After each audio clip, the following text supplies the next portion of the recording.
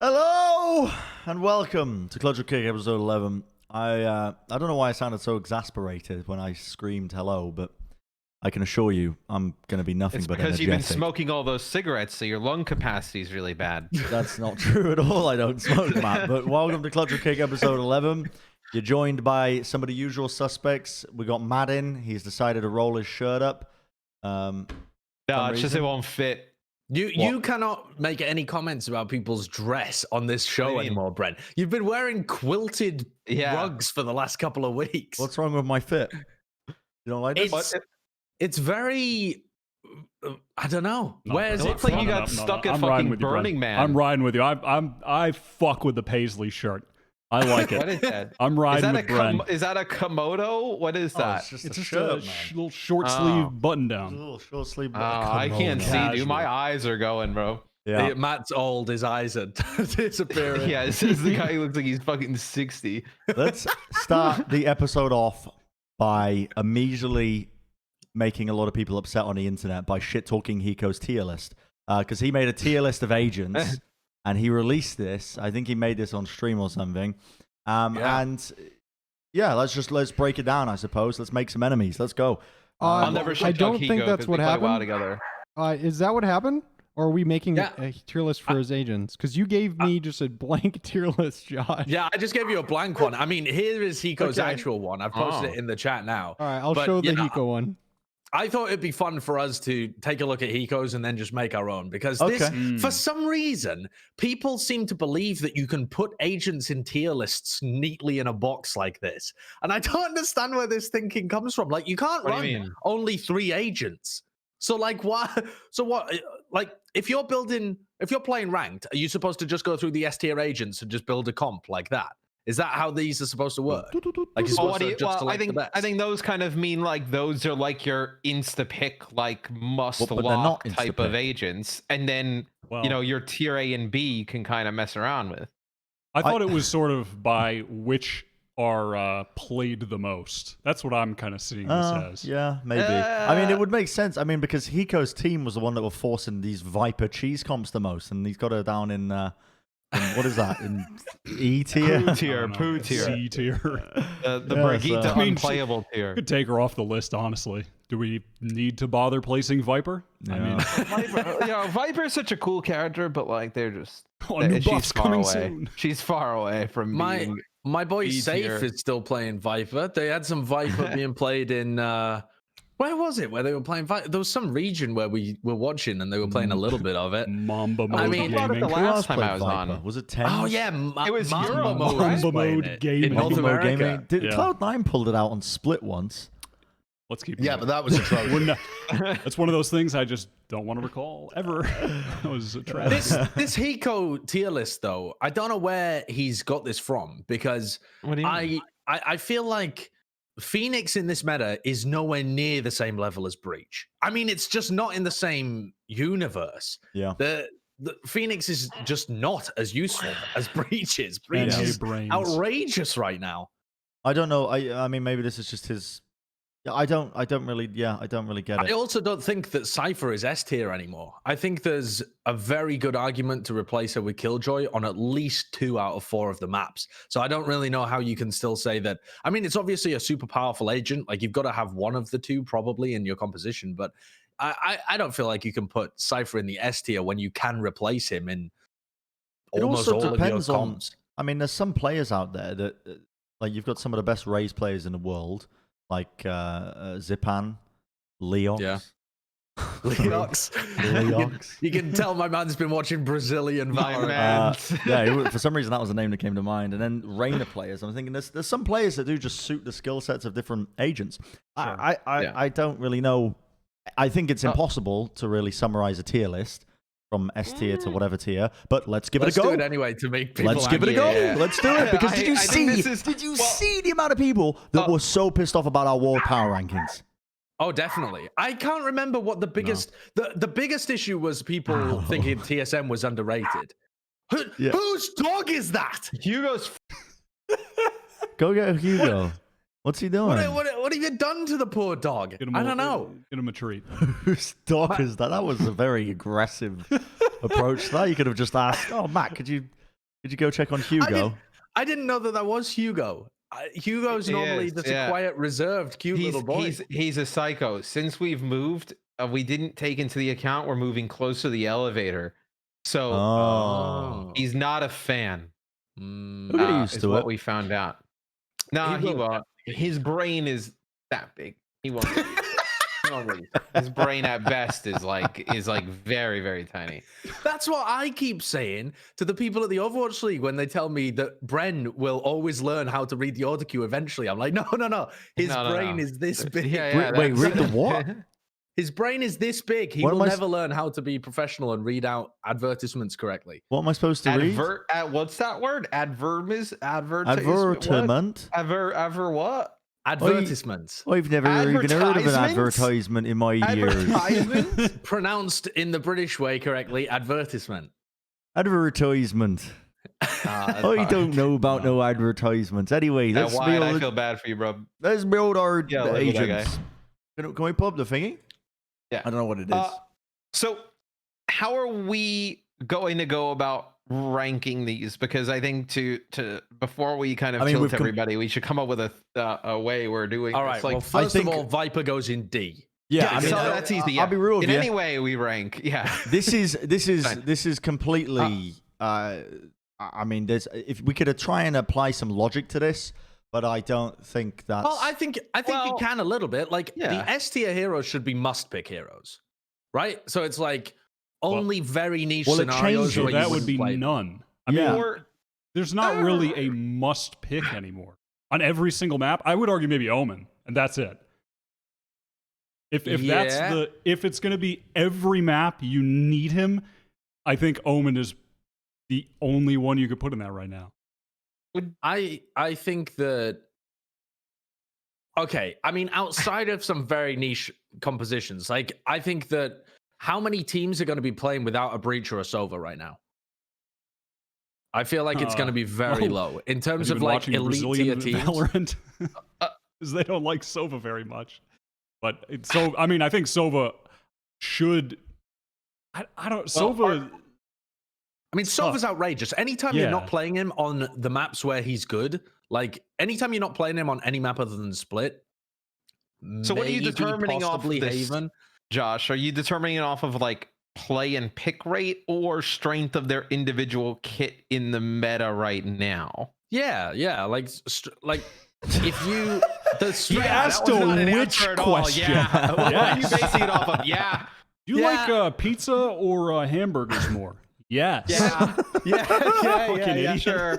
Yeah. I think it should be based on their strength at the moment, but that also does translate to whether or not they're picked. I mean, the two are inextricably linked. You can't say one or the other. But you could make an argument, though, Josh. Here's the thing. Like, it's so situational, and also, depending on the comfortability of an individual on that role, there's an argument to be made that we just haven't seen Viper played up to full potential yet, so she shouldn't be in D tier. I mean, that's just rampant speculation. You've seen hundreds of pro teams, all of which could have picked Viper if she was actually good. And none of them, one of them, like it's only Bonk and maybe like you'd have to go way down before you found anything else. I mean, there's no other agent in the game that you can only play with very specific niche strategies.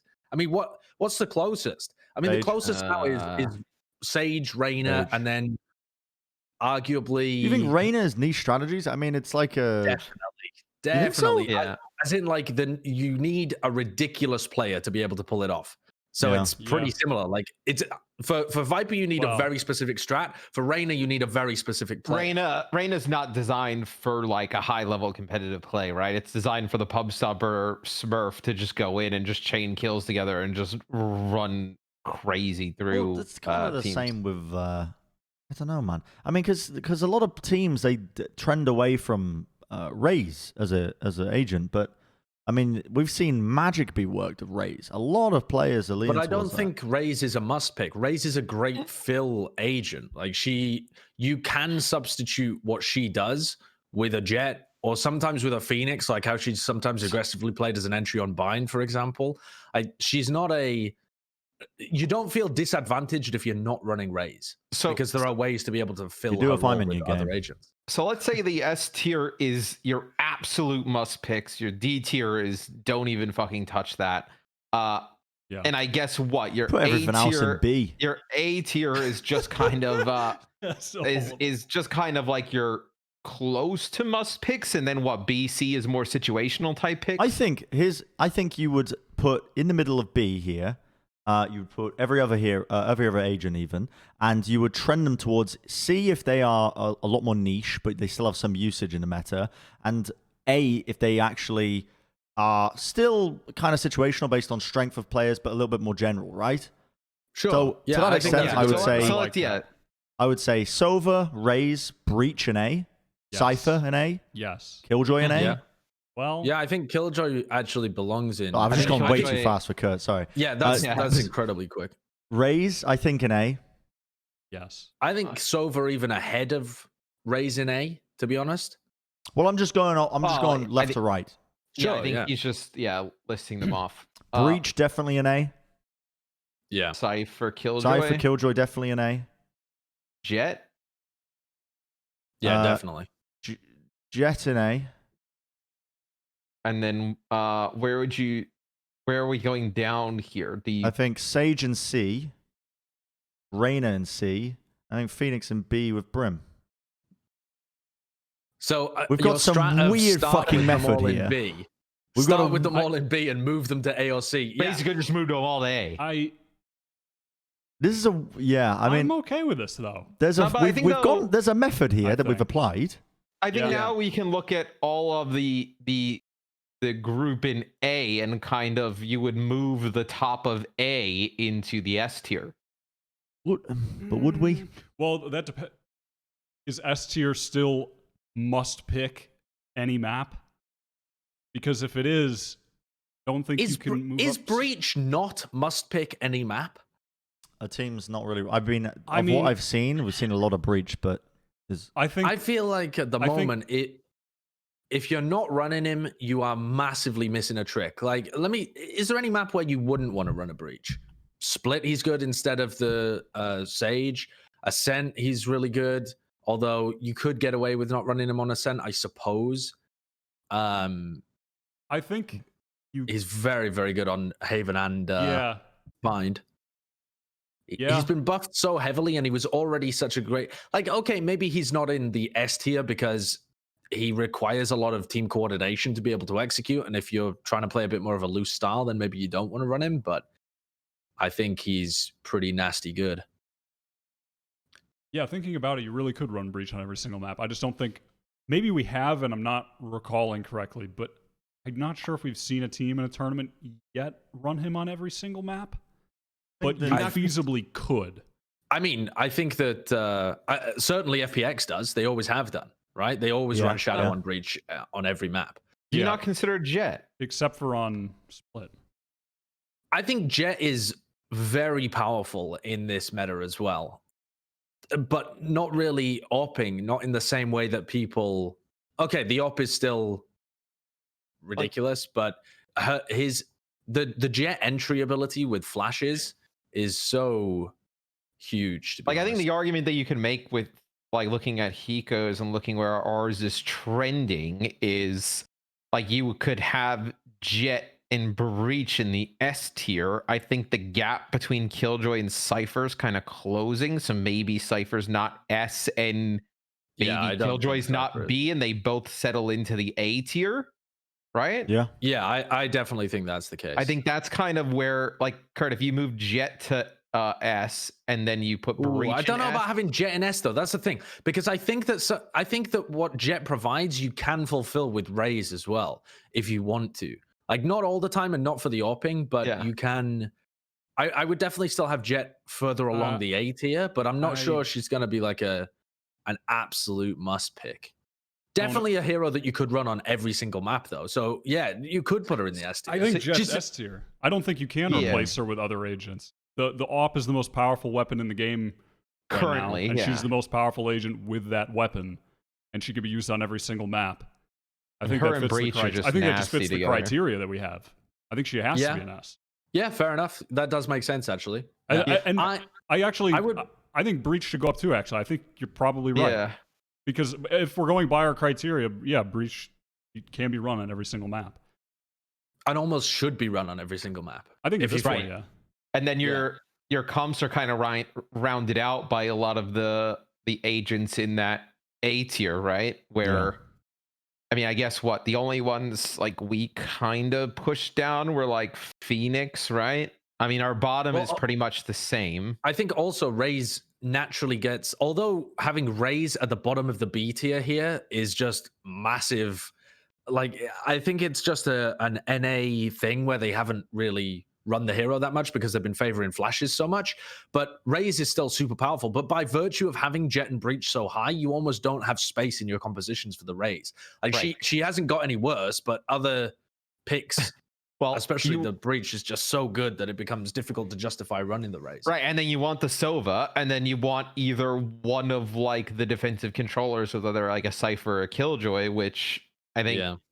I mean, you can have an argument whether you think Killjoy should be above Cypher. Like, if we're gonna go like left to right in terms of like how we're kind of ranking them, but yeah, I think there actually is an argument that Killjoy should be ahead of Cypher marginally, but I think most teams are gonna. I think we're trending that way. I cannot believe it may not be the case now, but this topic. Yeah, I mean, it's quite just incredible, actually. It's true. I think we're really. I mean, you have to. Are we overthinking it? Yeah, I think we are overthinking it. And honestly, I mean, it's. The way I see the A tier is that they have potential to supplement out maybe one of the S tiers. Like the S tiers, theoretically, you could run on every single map, but we've seen teams make the Raze work predominantly in space of the Jet, or we've seen teams run Cypher instead of the Killjoy, or Sova instead of the Breach. It's.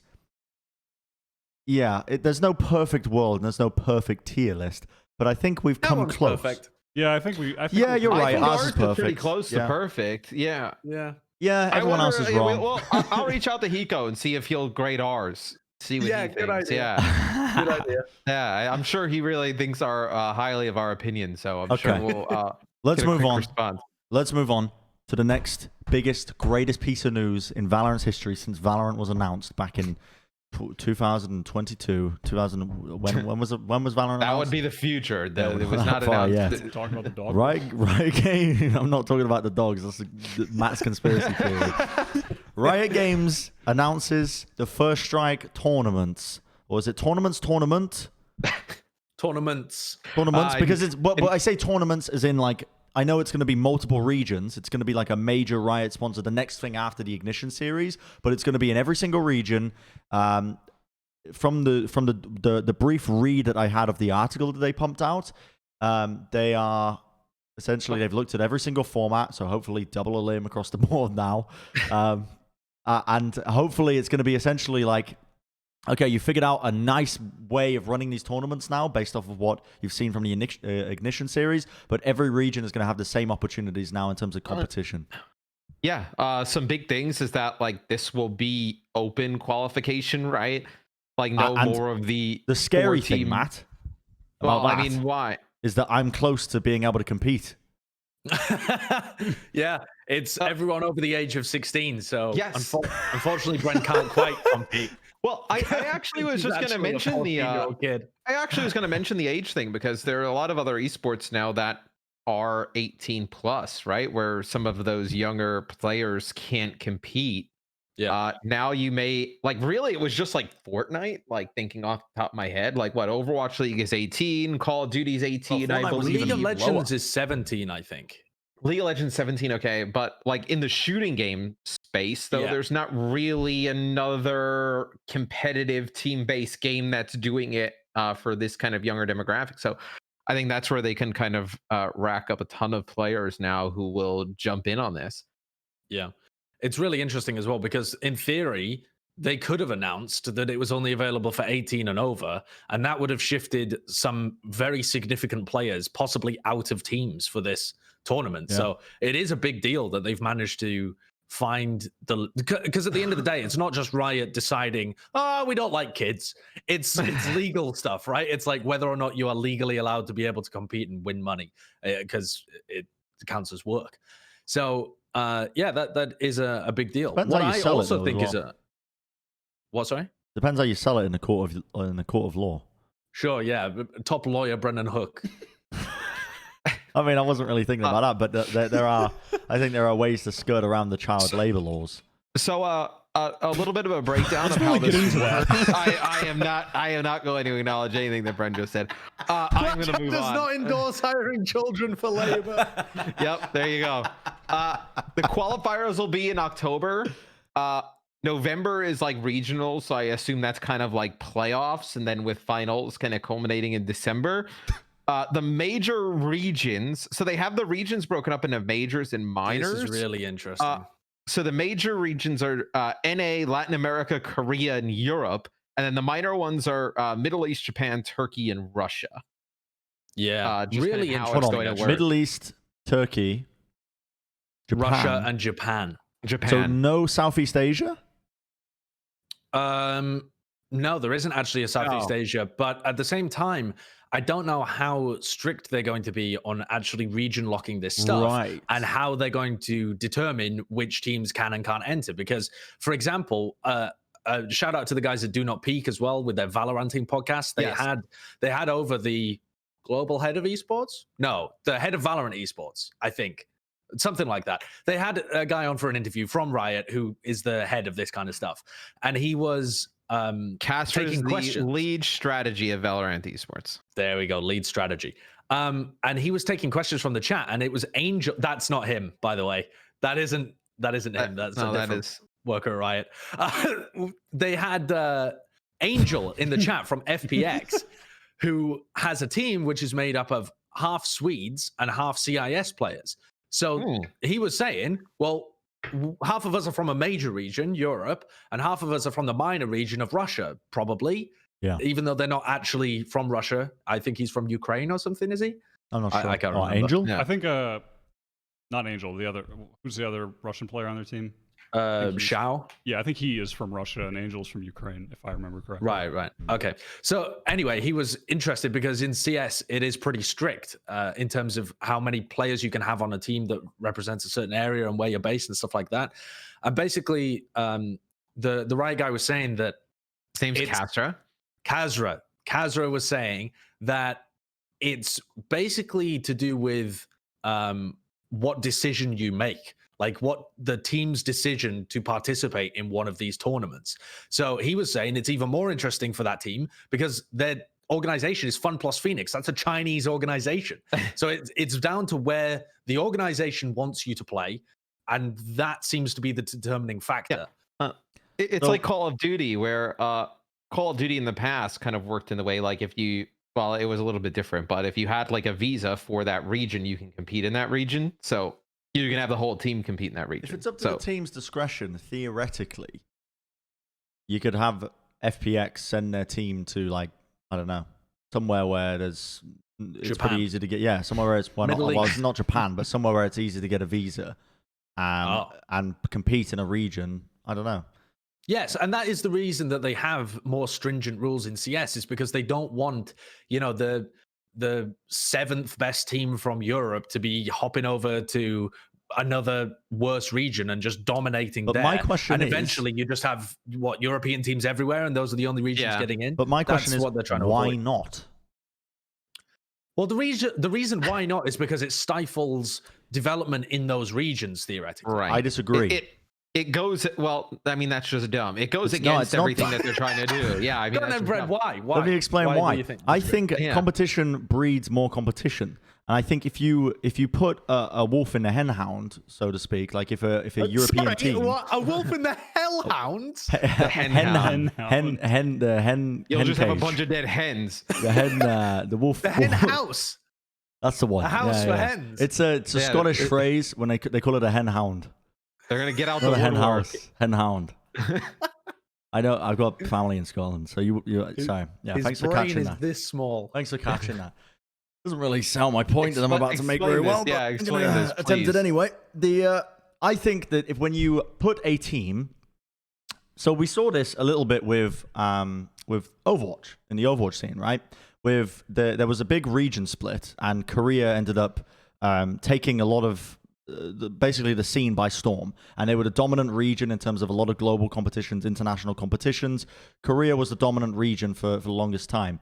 Overwatch League happened. The Korean teams and some of the Western teams all moved over to the West Coast of America in LA. We had this mixture. Yeah. Sorry. No, keep going. What's wrong? No, keep going.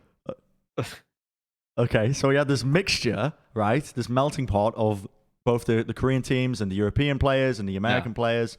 Everyone coming in.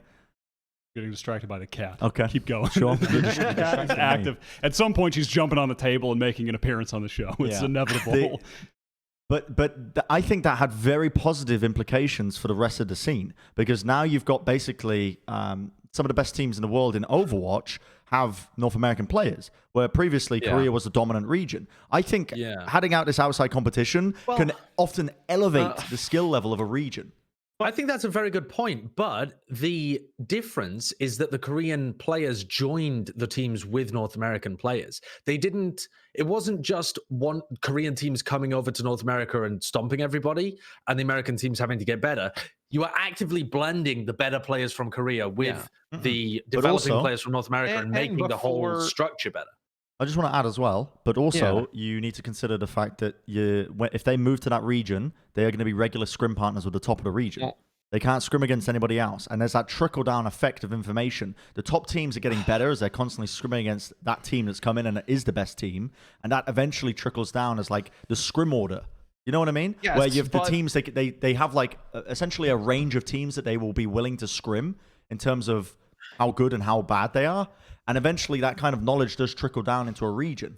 Yeah, but I don't think you can jump into that straight away, though. I mean, fucking why not? Let's get started early. Let's get a global esport. But I think it's a fallacy. I don't think that's true. I don't think you get better by playing against better people. You get better by playing with better people. I think every example you've given is actually better players coming over and becoming integrated into the scene. And instead, what could happen is, let's use the Middle East as an example, because as far as I know, it is the least developed of the minor regions. I know that there are good players from Turkey. I know there's good players from Russia.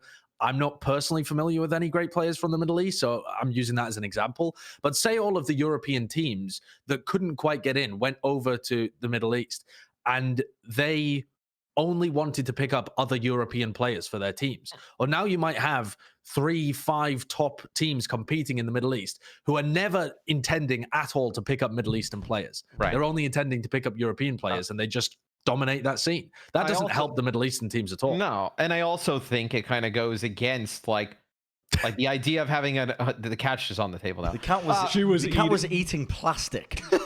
Well, I mean, it sounds like you need to watch your cat a little bit more. I think also like having teams kind of jump to other regions to get through qualifications and like maybe win money easier. It just feels bad with kind of the goal of this, which is to shine a light on a lot of these regions and show like the different style of play and the best teams in certain regions and whatnot, as opposed to, hey, we're like the third best team in Europe. If we go to Japan for 2 months, we can win the Japan qualifier and get through. Like at the same time, though, Matt, I would love it if that happened, because I think that those teams you get a situation like, if anyone's familiar with the Overwatch League and or rather Overwatch Contenders and Fusion Uni, where they were dominating North America and believed that they could go over to Korea and win over there as well. They went over to Korea and I think they finished like 4th place, and they didn't make the playoffs. Yes. They didn't make the finals. You could see a situation like that again. And considering that this First Strike tournament is region limited because of COVID, we're never going to see during First Strike Europe take on North America, take on Japan, take on Korea, whatever. If you did have a European team that decided to go to Japan and get a free win, and then you would at least get to see how Europe stacks up against Japan, that in itself would be really cool. I almost would want to see it, though, separated, at least for this first go, and like really kind of see each region kind of get their own shine, and then maybe like whatever comes after First Strike, then I think you can see teams like relocate and kind of change regions and whatnot. And I think then I would be a little bit more on board with it. I'd like to see it at least separated at first, because I also think that was a big thing that worked out well for Overwatch at the beginning, was that they did have these separate regions at the beginning. You got to see all these different teams, and then eventually the leagues just kind of blended into each other, right? where teams from all over the world were going to Korea to compete in Apex, and then they were going for a few weeks to go compete over there. I think that stuff becomes obviously way easier without COVID.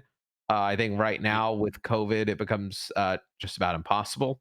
So I think at least for this first go, I'd love to see it separated, because I would almost feel a little bit cheated if the first time we saw like a blend of like some of these teams kind of jumping to other regions be like an online competition. I would like to see it being played out in more like a LAN type of environment. Rather than like open qualifier stuff. It would also really suck if we got to a situation where it's you know, the top, so the first big LAN that Valorant puts on is the top teams from each of the first strike tournaments, and Japan's representative is Liquid. Yeah, like, you know, like that would be really poor, I think. Like, you don't represent your region.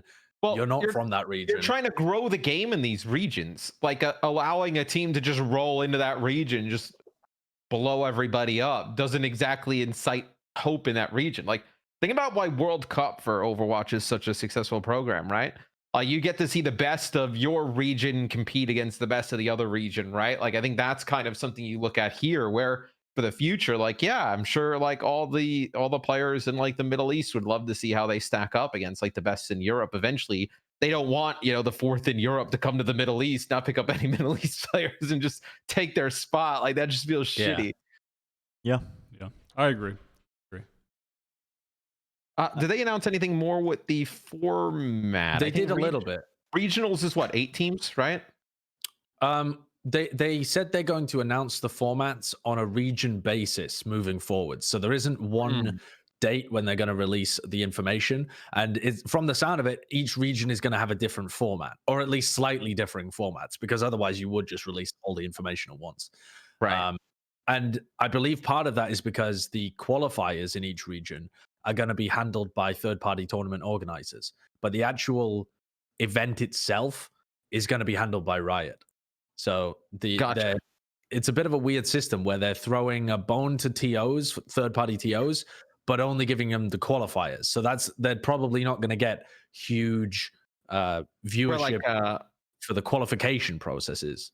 Right. So what I think, like, I guess you would kind of assume Riot controls the regionals and the playoffs, or yeah, I think so. And then the big open qualifiers portion, the part that requires the heavy lifting in terms of logistics, but really doesn't benefit them that much in terms of viewership, I think is going to be handed to third-party tournament organizers, which is a bit of a rough deal for them.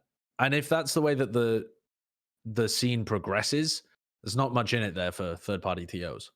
I only assume that everything you've been saying has been fantastic, real solid information, because the cat is going fucking ape shit. She is bouncing. It is literally like trying to rip out of control, trying to rip down the walls. I kid you not. Like it's chewing on the wood. I've actually been thinking of like, does Wyatt think like what me and Josh are talking about is funny? We're just talking about tournament formats and qualifiers. Sounds like I don't think we're saying anything that hilarious, but he's just staring up shit at the cat. I think it is cool though. It's like the next stage, next step on from the Ignition series, which is the introduction of what they called the First Strike.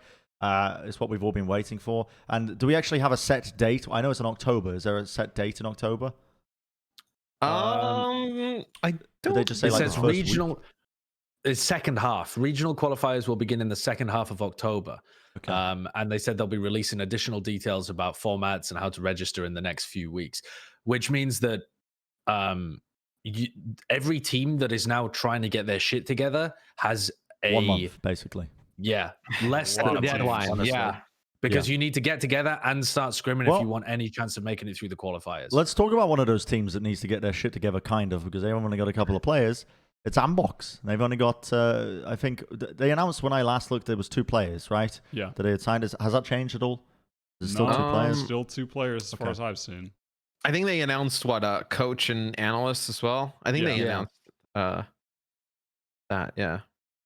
Yeah, I mean, I can't quite read it from here, but well, they signed a few members of the Complexity alumni, Warden, who's been there since I don't know, 1997. I think he's been with Complexity. I'm almost not trolling. He's been there for so long. He's a really old 1.6 player. And then Ye and Android were both on Complexity more recently for CSGO as well. And all the Redditors, etc., have just been hyping up ad infinitum for the past couple months. Anytime a team has made a roster move, if you look at a thread, they're going to sign Ye and Android in every single thread. Because they're just... Evidently, I haven't watched a lot of their individual streams, really, but they're playing in like the top pro 5-man pugs, and they're just slamming people in those, so there's been a lot of hype around them. But we haven't seen them in any tournaments yet. Pugs, so you're obviously going to dominate.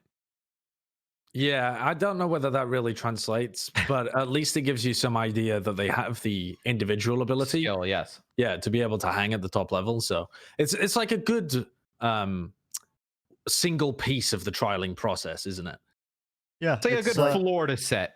I do find it interesting though. Like, here's the issue now with Andbox is: do they feel pressured now to build the rest of their roster up to have a showcase in the First Strike tournament, or what would you think is the best course of action here? Because I kind of feel like I would want to hold off. Well, that's the thing, right? This First Strike tournament, it's going to expose so many upcoming players, you would think, right?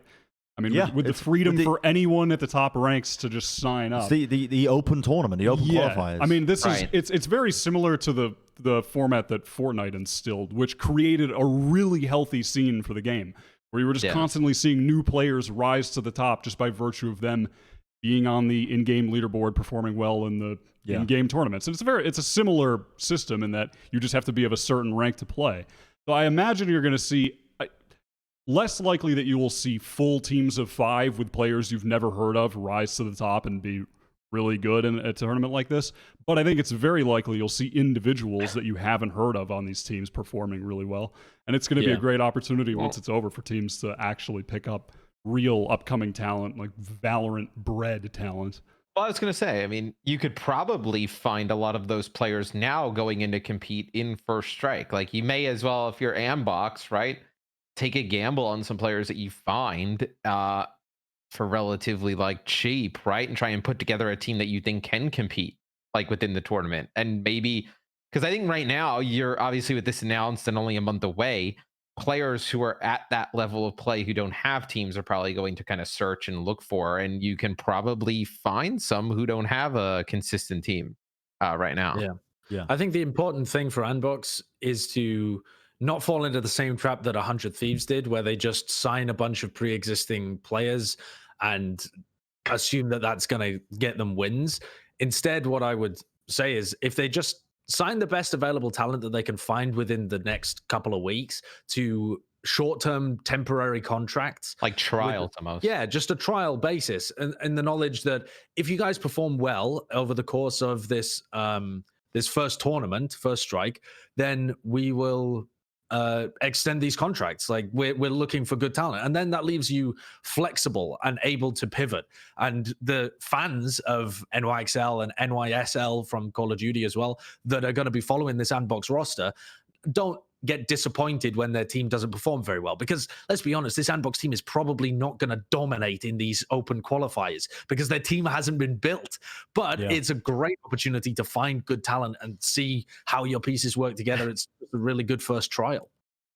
What would determine success for a team like that?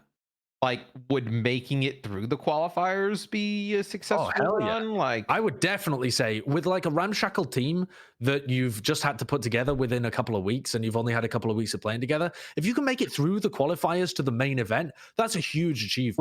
Which is, I mean, let's say depending on how many teams make it. Well, I was just going to say, let's say how it scales, right? Like, if it's like the top 32 teams in North America or something like that, like. Right, well, then that's less of an achievement. But. They should absolutely make a top 32. No question. Yeah, I mean, I know Dota does something every year with their open qualifiers, with the international. And the way they do it is for some of the bigger regions, they'll run like 2 open qualifiers to determine 4 teams that go in through those open channels. You probably want to do a little bit more than that with Valorant. Especially because Valorant's so interesting. It has a ton of talent coming up through like the tier 2 scene in CS with MDL teams that just play in Valorant. And because there's so many transferable skills, they've just essentially slotted over 5-man rosters over to Valorant, and they are playing. They just don't see that much success, and they play in lower level tournaments.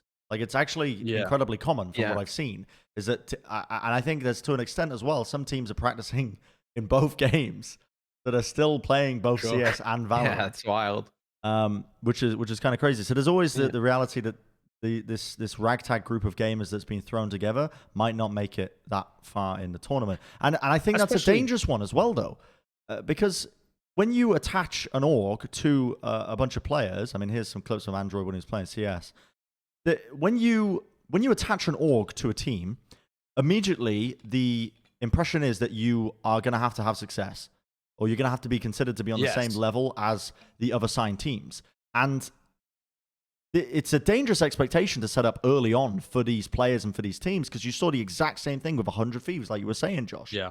And I think there's a real opportunity for them to fall into some kind of predicament where the team doesn't perform very well. Andbox kind of gets a little bit tarnished from them rushing into the scene when they could have spent the First Strike event actually scouting out talent to flesh out a roster. I mean, there's no guarantee that they might end up doing that. We don't know yet. They haven't signed a full roster. Yeah, they should still do that. I mean, it's the reputation of the organization and the players on the org is not going to be tarnished if they very clearly say that it's a trial roster. The issue with 100 Thieves, in my opinion, is that they had signed a bunch of players and that was it. That was the team. That's what they're going forwards with. They had rushed into that. I will add as well, though, it is a very real thing that people, when they are considering good regions, good teams, if they see an organization attached to it, that's what the common person assumes is a good team. Based on the amount of fucking times I read that NA is a better region because they have the most organizations. It's absurd.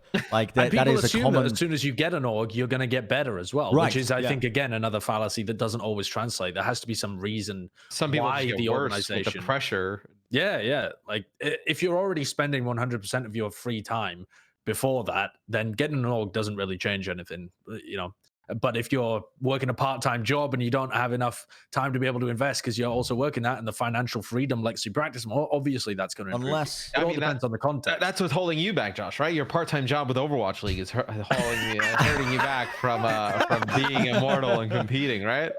True. I would be up there with Andbox and Andbox. Fuck Andbox, yeah. You and Andbox. Android and there is, to play devil's advocate to it though, like, I mean, getting an org sometimes can provide you the resources, the structure to succeed in a team. Sure. Like, in terms of coaching, staff. Yeah, that's pretty rare though when it comes to Valorant at the moment, right? Like, I mean, very few people have coaches and staff involved anyway. I mean, it's still rare in Overwatch. What, coaches? To a degree, yeah. Good. Good coaches. Yeah. Okay. That's like trying not to burn any bridges. I'm just trying to think in my head what team. Yeah, all teams have coaches, I guess, but maybe that was a sly little jab of like some coaches aren't actually like mentally present. They're just kind of, watching the bank account sky up, playing Among Us. I don't know. Yeah, just locking it in. If Custa was a coach. Let's move on to the next set of rumors. Mentally unpresent coach, Custa. Let's move on to the next set of rumors here. 100 Thieves. This is big rumors right here. 100 Thieves rumored to be signing both Asuna and Dicey. This is the word on the street. Apparently Immortals have been seen scrimming without those players. The teams, or at least 100 Thieves, have been saying on their personal streams, I don't know if it's Hiko, Nitro, or Steel, but they've been saying that they're looking into, they're working out the logistics of getting their new talent in, which implies that they are moving from a team that we've already signed contracts. Yeah. So, I mean, we could get out there was a clip of Asuna as well. He was streaming like 5-6 days ago that the investigators, they went back, retraced his steps. They found an old clip from before the rumors started where he was talking about like, yeah, I might start streaming more soon. I'm just like working on some money moves right now, but money moves, something like that. Cash out, bro. Cash out. So give me that cash out compound. I'll set this up with a context, and you guys can run with it here. But what a massive loss if this is true for Immortals, and what a monumentous gain for 100 Thieves here. This, in my mind, immediately rockets 100 Thieves up into potentially top 5. It does. Top 5. I think like top I was being two, quite limited with it. Yeah. I mean, those are. We sort of touched on this last week when we were talking about Steel joining the roster, but those are the exact type of players that you want in the roster with Steel, who is going to elevate their play, especially someone like Dicey, who is straight up fresh to tactical shooters. Period. I mean, Asuna, he had a rising career in CS. He just made it into MDL before he switched. But he was still relatively new as well. But those are the exact types of players that you want on a team with Steel. He will elevate their play. He's going to instill good values in them. It's just a sick roster all around if that happens. I mean, it really is one of the most well-rounded then. Yeah, if it happens, they needs to make a move. I said like top 5. Sorry, what did you say, Matt? No, they need to make a move like this. I don't know if you guys have been following like any of the stuff that like Nade Shot and just kind of like about 100 Thieves is like an organization. They've been under a ton of heat lately. Has been a clothing line that wants to just sell clothes and not really be esports. And fans have been going at Nade like, yo, our teams like suck. Like, why do they suck? Like, even Courage has been throwing shade at it, and he's with 100 Thieves. Yeah. This is the one spot in kind of all of their esports kind of portfolio where they can make moves right now. Like, there's no like League of Legends free agency or something like that. They're not in Call of Duty. They're not in Overwatch. So like Valorant's really where they can start to like make big waves. So like a huge move like this, kind of catapults them up the ranks really quickly in NA. Definitely. I think that this truly makes them one of the best, most well-rounded teams. Like the only other well-rounded team like this is Sentinels, where it seems like everybody should be able to be competent at fragging. Even the least competent fragger on the team should still be a pretty big gun. You've got a great blend of very intelligent players and very new, hungry kind of players. If this is true, and this hasn't, as far as I'm aware, been reported by anybody, there's no confirmed sources. It is purely a rumor generated by Reddit detectives. The Reddit detectives. Yeah. But to me, it makes so much sense, not just from 100 Thieves' point of view, but also from Immortals. Because I know that Gunber and Packing 10 are hyper confident in being able to pick up another Dicey from Ranked. They really believe in their system.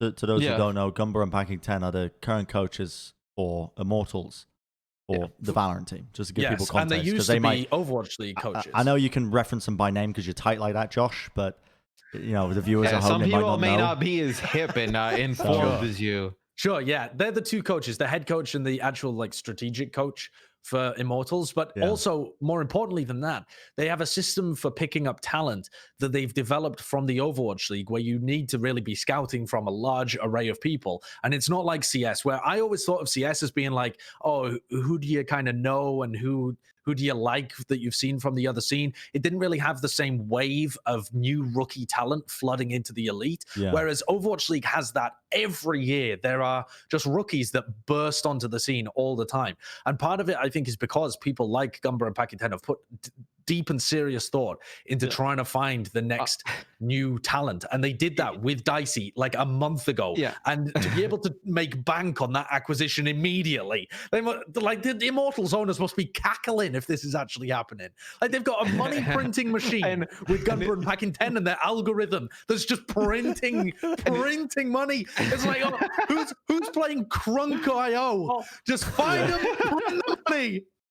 If you were gonna also if you were relying on a method like that, like we know how Immortals does, like in Overwatch now in Valorant, if there was ever a time where you could find the people in that regard, it's now when they just announced a tournament that is open qualifiers and has tons of players playing.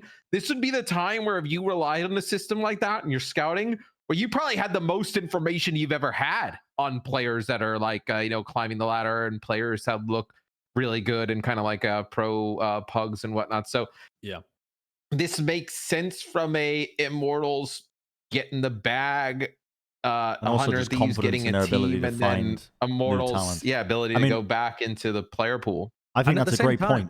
Sorry, Josh. Go ahead.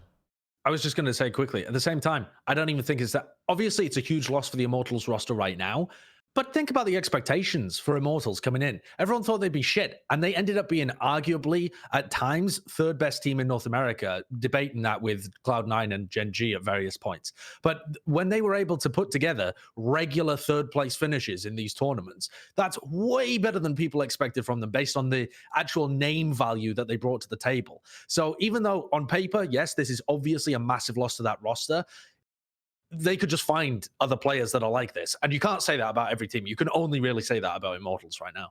Yeah. It is an amusing end that I remember on one of the first episodes of this show talking about how great it was the way Immortals were putting together their roster. At the same time, 100 Thieves, they announced their roster, just this haphazard mash of people together. And then down the line, I mean, it just pays off. I mean, 100 Thieves roster fell apart, and now they're going to be blowing the bag on these two players who Immortals scouted months ago. Bro, just it's new hoodie, bro. Just throw a new hoodie out there. I think they just released a new connection, bro. The players already paid for. Don't matter. I think this early on, I am not going to lie, as Immortals #1 fan, a little bit concerned with this, that you might not be able to strike twice with picking up some of these players, some of these new young guns. But the reality is, there are no other teams, I think, realistically, that have the scouting talent. You know what I mean? Where they've got the systems already set up in place from Overwatch League, where it was necessary. All this outside influence from these sports team owners made it a necessity that they had these structures in place for basically, you have to have a process for scouting talent, a trialing process, and how to really just kind of limit down and find those diamonds in the rough. In CS, for the longest time, which is where a lot of these players, a lot of these coaches have come from, that hasn't really been the case. Like you said, Josh, it's been a bit of an old boys club where it's like, oh, who do you know from the pugs, from the pickup games? Who can we get from another team? Yeah, it's like that kind of pickups process.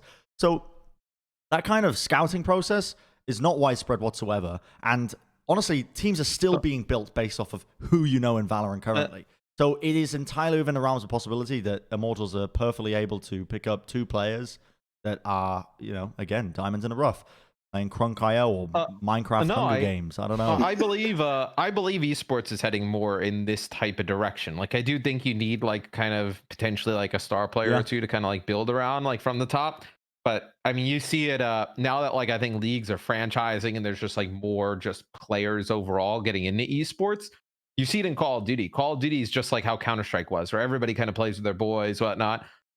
This is the first year they ever kind of like did some type of like scouting of players playing in the lower leagues and whatnot. And 2 or 3 players came up and just like dominated. I mean, the MVP of the Call of Duty League, this was his first year playing Call of Duty. He just transferred over from Halo. One team took a chance on him and he became the league MVP. Like, it's just you're going to have these players who transition to games like this, who they have this insane skill and they have this like crazy talent. But maybe they're not into the click with like the CS group or a different group that have come over. Interesting story even out of Call of Duty was there's a rumor where this Gears of War champion is switching over, and supposedly like he got signed, and a lot of the players are like freaking out, like why did he get signed? But they don't realize that he's also he's immortal rank in Valorant. He played in like the top leagues for ESEA and CS. He's won multiple Gears of War. Like, he's just a gamer, right? Yeah. Like, you're gonna have players come around like Sinatra. Like, look at Sinatra, right? Like, just a gamer, like, who come through that teams are gonna be able to find. And I think this will be the route that more teams take in the future. I tried to think there about any other team in the top 20 worldwide that has genuinely scouted their roster, and I think the only other one I can think of is, I mean, they didn't pick up a core, they just scouted individual pieces. I suppose you could say Sentinels to some degree, although I think some of those people, it was like people that they had previously played with. G2 was like a scouting, but they were just throwing the bag at good players, so that doesn't really... That was more like there were not many orgs in the EU and they were just the biggest fish in a small pond, to a degree. I can't think of another roster that's been built the same way as Immortals has. And for anyone who's wondering as well, it's not just Packington and Gumba looking at the players, because they're not CS people as well. But I know that Gumba does a lot of stuff with algorithmic, data-driven analysis. And I think a lot of how they're picking people up is based on some genuinely an algorithm that he's put together. And to be clear, I mean, it is unfortunate in terms of how good those players were to lose them, but algorithm aside for replacing their duelists, the rest of Immortals are still really good as well. I mean, their support players are like top class NA players, so no, they should be able to build back. I think, it's almost something that comes alongside the massive influx of money with a franchising system. Whether or not Valorant will have that, I mean, is yet to be decided. I don't know if they've made announcements or plans for the future. I think it's still very bare bones at the moment. But when you have the influx of money like it was in Overwatch and like you said, COD, Matt, it comes with it those systems where the money demands results. You know what I mean? Well, they don't even need franchising in Valorant to have the effects of the franchise from other leagues come into play, because all of these teams have franchises in OWL, in League of Legends, in Call of Duty, that like the practices that they put in place for those that have worked out are going to transition to their other games that they're involved in. So, I mean, you see it even in some of the franchises that own teams in like Rainbow Six and other games, like the scouting and the analysts and the coaches and the practice regimens, like all starts to bleed over, and you kind of have like one culture amongst an organization. So regardless of whether they go down a franchising route in the future, which I think like if you're looking at Valorant, like what they're announcing, like it doesn't seem like this is like a rush type of scenario. You're trying to build something long term. You're still going to see teams put in those practices now that having the foresight, like they probably would have loved to have at the beginning of other games they got into. Let's shift the conversation along to a different team in North America then that's also having some roster fluctuation moves, and that's Dignitas. Because Dignitas have essentially they've released POISED and they've ended Shanks' trial, because Shanks was always trialing. Now, Shanks and POISED, they were brothers, right? Yes. Yeah. I think there's like not an argument, but there's rumors that this was related to currently the MDL match fixing stuff that's going on. I mean, yeah, you say rumors. It was like every other pro in North America tweeted something about match fixing right as this news dropped. So like, again, it's the same situation as like Calypso being removed from Envy, where no one's outright said it, but if it's heavily not implied. Related, then it's a huge fuck up from the org, because it's insanely heavily implied that this is because of match fixing and MDL. If I was to feign ignorance though and ignore the MDL stuff, I would say those two players, Shanks, incredibly inexperienced, a lot of potential, but you can definitely tell that his personality would grate with some people on the team. Like I can't remember who it was, but somebody on stream was like, they didn't want to trial with Shanks. Yeah, it was Def. Sam said on stream that he had to persuade Def to pick him up. Or that's Yeah. And POISED, I think, was one of the weakest players on this team, if not the weakest player, in my opinion, of watching him play. Not by a large amount, though. He wasn't a terrible player. He was just the least impactful. He was a fairly standard But also, player. The role he was playing doesn't really suit that kind of impact as well, just to play devil's advocate for that. But again, Josh, what you were saying, this came up last time when we were talking about Envy releasing their players right when it coincided with the match fixing stuff. If this isn't related to the match fixing, the org has a responsibility to say outright that it's not happening, because they are going to kill some players' careers before they even begin. I was just going to say, like, if it's not with the match fixing, just have either the players or the organizations come out and say it's not associated with that, right? Yeah. I mean, that's to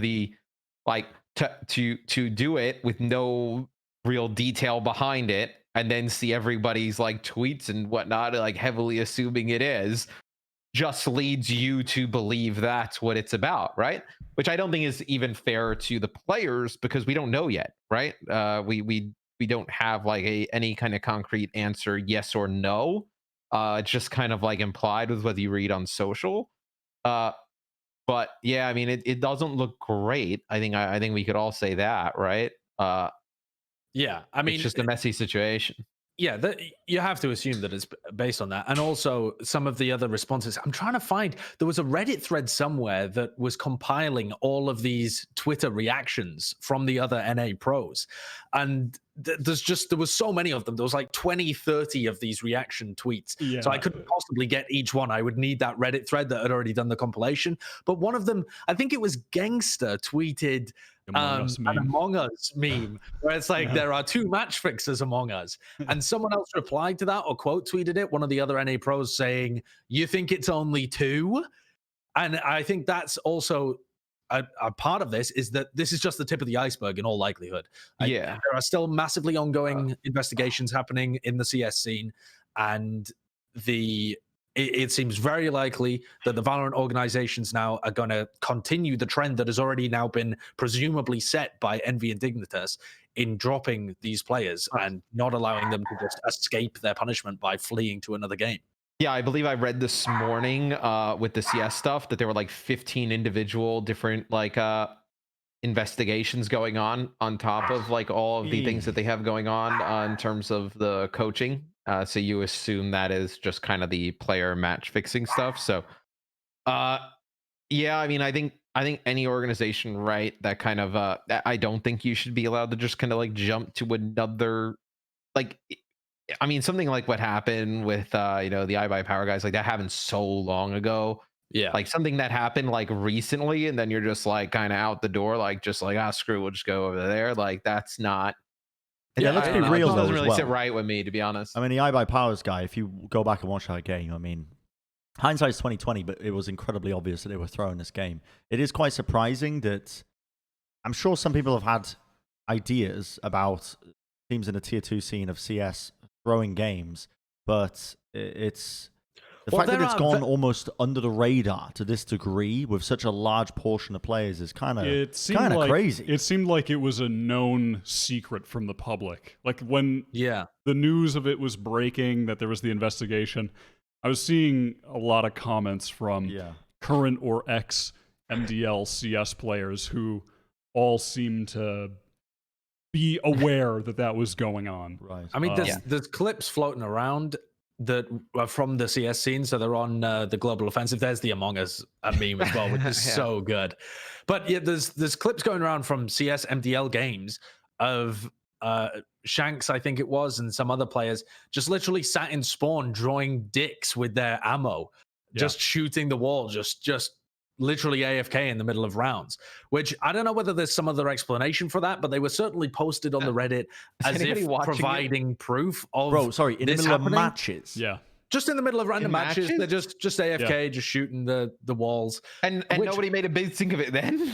But like, what the hell is going on? The thing is, the only reason that the iBuyPower stuff was able to be really punished was because they found evidence that skins were directly traded. If you can't link the match throwing to money, you can't prove that they fixed it for monetary gain.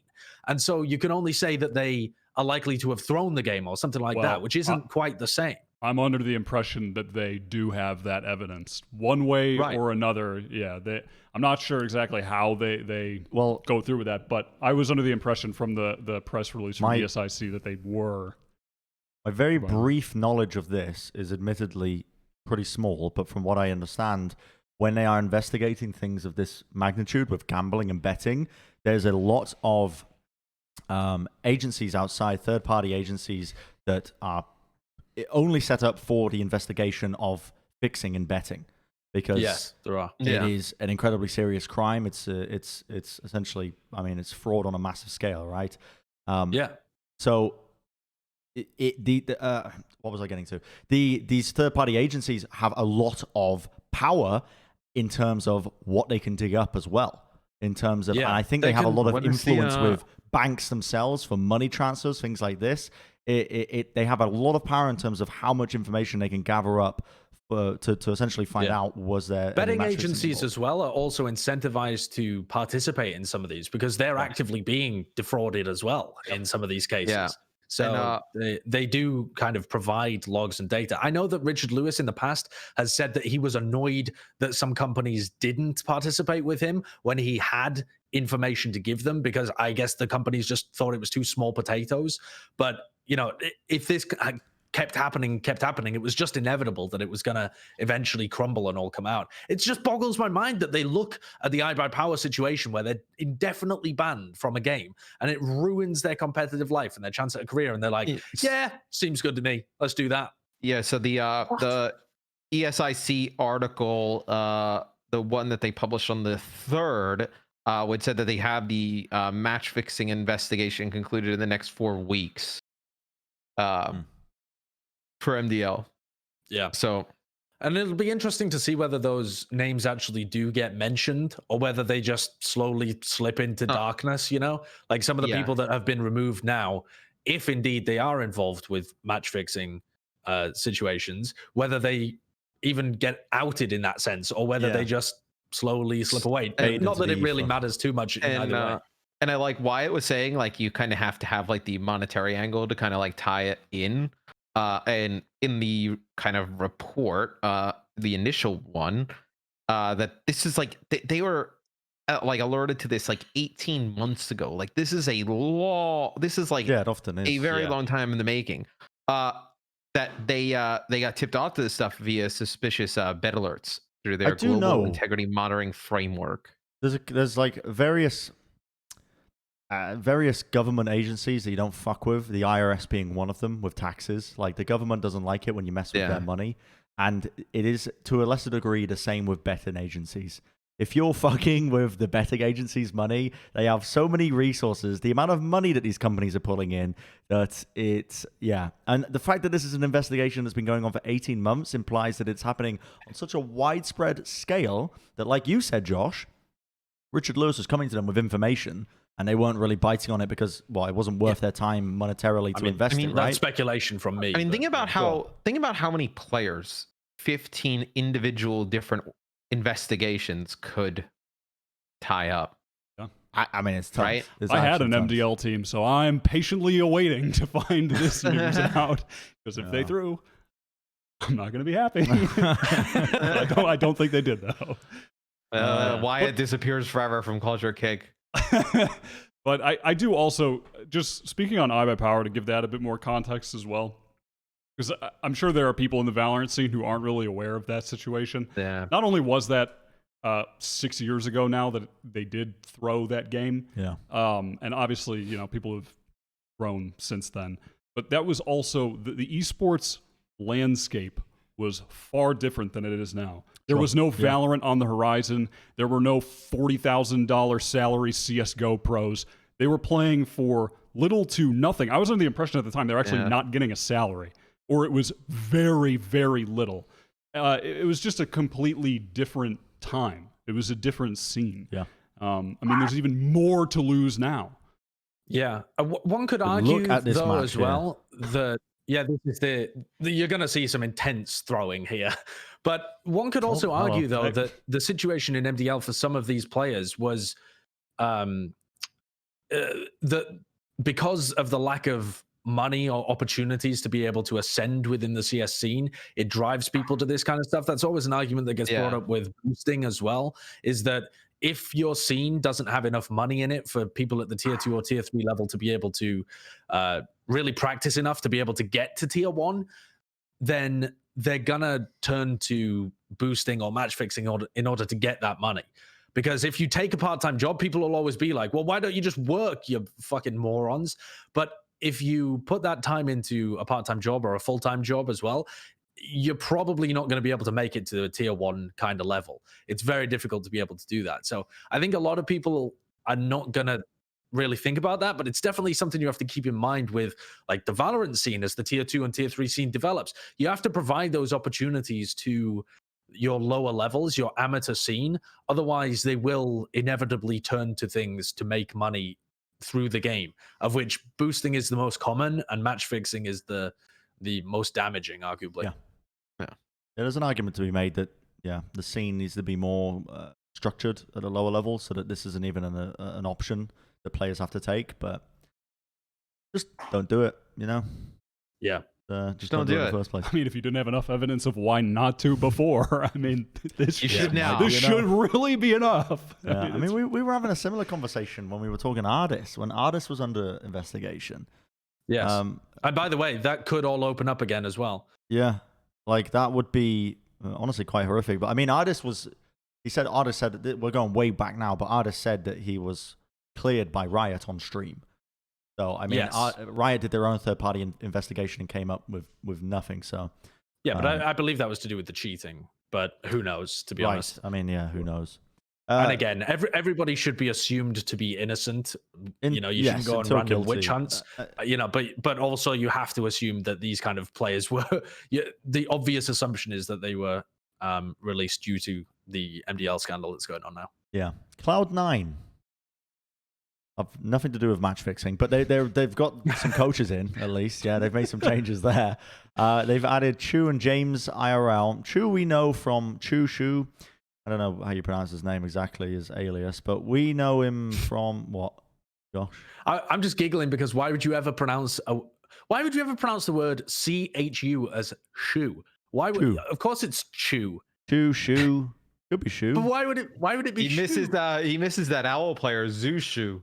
You'd put an S at the front if his name was Shu. Yeah, that's true. I mean, it could be. You don't know. I mean, some people are weird about how they want their names pronounced. Anyway, right. We know Shu was a player that was not a player. He was a coach for the longest time in the Overwatch scene, but only at the Overwatch Contenders scene and the Overwatch Contenders level. He did Envision for a short time and then Team Envy. Team Envy had a reasonable success rate, I would say, in Contenders.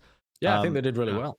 Yeah, although the region, obviously the competition of the region, not fantastic, but he actually does have a pretty good career when it comes to his coaching. And JamezIRL, who I'm not too familiar with, one of you guys could start talking. Well, yeah, you know him, don't you, Wyatt?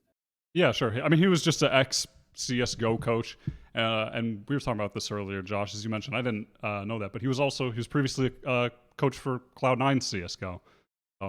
Someone that the org is familiar with.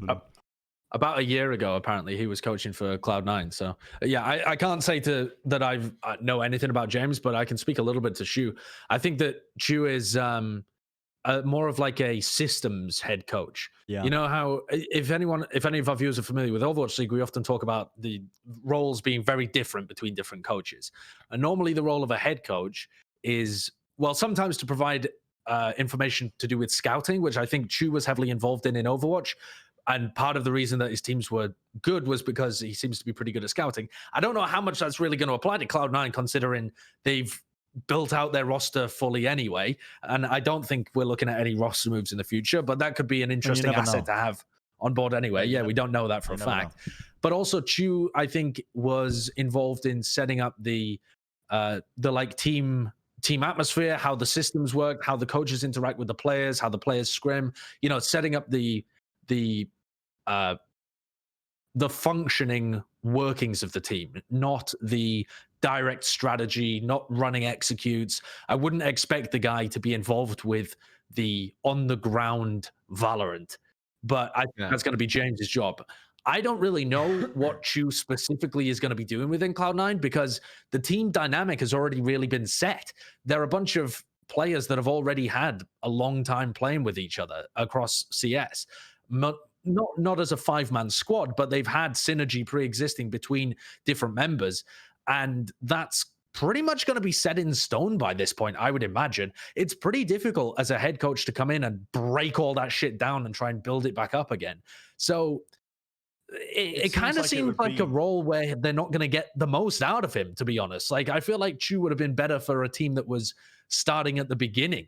Whereas, I don't know, I feel like I might find it quite difficult to really add much value to Cloud9. A Cloud9 building an academy team, a secondary team in Valorant. They already have a Cloud9 career, but they already have coaches, I think, for Cloud9 career. So I wouldn't imagine that's Chu's job, but it's possible, yeah. It depends. That would be a good job for him. Depends how big their aspirations are, right? Yeah. I reached out to Nuki to see Nuki's the manager of the Valorant team. To see if she had any other stuff to kind of give us a little bit more insight. And Nuki's obviously already worked with Chu before in the past because they both have operated a lot at the tier 2 level within Overwatch. And I think Chu was pretty highly respected within the tier 2 scene as being someone that really kind of knows what they're doing. They got their head screwed on properly. They know how to make a team work. And I think if you pair that along with a strategic guy, you've got a pretty good functioning system. I just don't know whether it's going to actually translate into results when it comes to Chu. I will say, yeah, I mean, ignore the Chu aspect. I think adding a strategic coach to this team of Cloud9 is only going to be beneficial, because one of the big things that we were talking about every time we brought up Cloud9 when the Ignition series was going on was just a lack of structure from top to bottom. You know what I mean? Like, this was a team of 5 friends pretty much being thrown together with the longest blue ball announcements I've ever heard, where they just strung out the announcements of these players one after the other. But any sort of structure of this team, I think, is good, because I mean, it's up for debate whether or not there's any more potential you can squeeze out of Cloud9 with the players they have. I think they could definitely be more benefited from some different acquisitions, from some players being swapped around. But a coach coming in and actually providing some level of structure, some play, some executes, you know, hopefully staying away from Viper, but you know, just I think the more weight you can take off Shinobi as well, and the more you can put it into pre-planned executes, the better that guy's actually going to perform.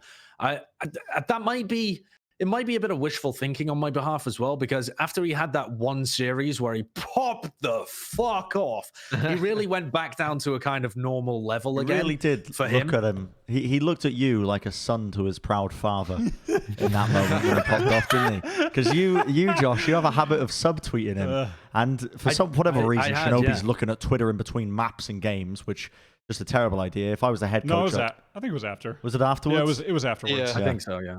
I think I'm thinking of Sinatra, who's the one who's Sinatra definitely was in between maps when he tweeted at me "lol" and then went on to smash the next map. Well, I mean, Sinatra kind of like, he would always do that type of stuff in Overwatch too, right? True. Like he's chilling.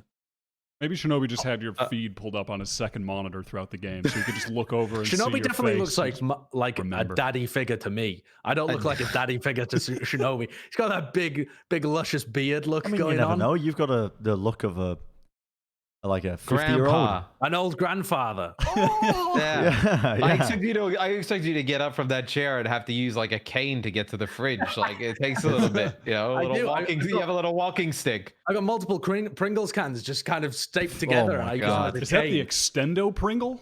That looks huge. Bro, you better hope, bro. Like, look at how many things of Pringles you're eating. I cannot believe it. Look at the thing behind you. Oh, is that 2? Oh, I thought that was 1 for a second. I thought that was 1. You know when they talk about people getting sick in quarantine, like not even like from COVID, but like just staying inside and developing like some diseases or whatnot. I think that's what's gonna go on with Josh. Look how many Pringles waves he's got behind him. I love Pringles, official sponsor of the Overwatch League, but I had a can and a half yesterday for dinner. The unofficial sponsor of Clutch or Kick, Pringles Wavy. Yeah. I had a can and a half for dinner, and I woke up today feeling hungover. I've never felt like that before. But I felt hungover. Just hungover on Pringles dust. I mean, it's all the water in your body for real, evaporated. Just shrunk it up, baby. Yeah. Anyway, while Josh is gone, let's talk about him a little bit. No, we can move on a little bit actually. Let's talk about the Extreme. What is it? The Extreme Masters Asia tournament. Is that the 50K tournament? Yeah. Yes. Boom. That's money. The teams have been announced as well. Now, Wyatt, you've been dipping your toes. You've been dipping your shins and ankles into the Asian team. I've been dipping my little toe. Okay. Josh, when he gets back, has been dipping his ankles. Yeah. I've been dipping Bren's toe. Yeah. Matt's been dipping my toe forcefully for me. taking his toe. That's the extent of which. It's a lot of regions to cover, but it is. From what I understand of both Asia and Brazil as well. Brazil is the one that I've been watching a little bit more of. From what I understand of these regions, they are quite competitive at the top level with each other in terms of the top teams. In terms of the teams within the regions? Yeah.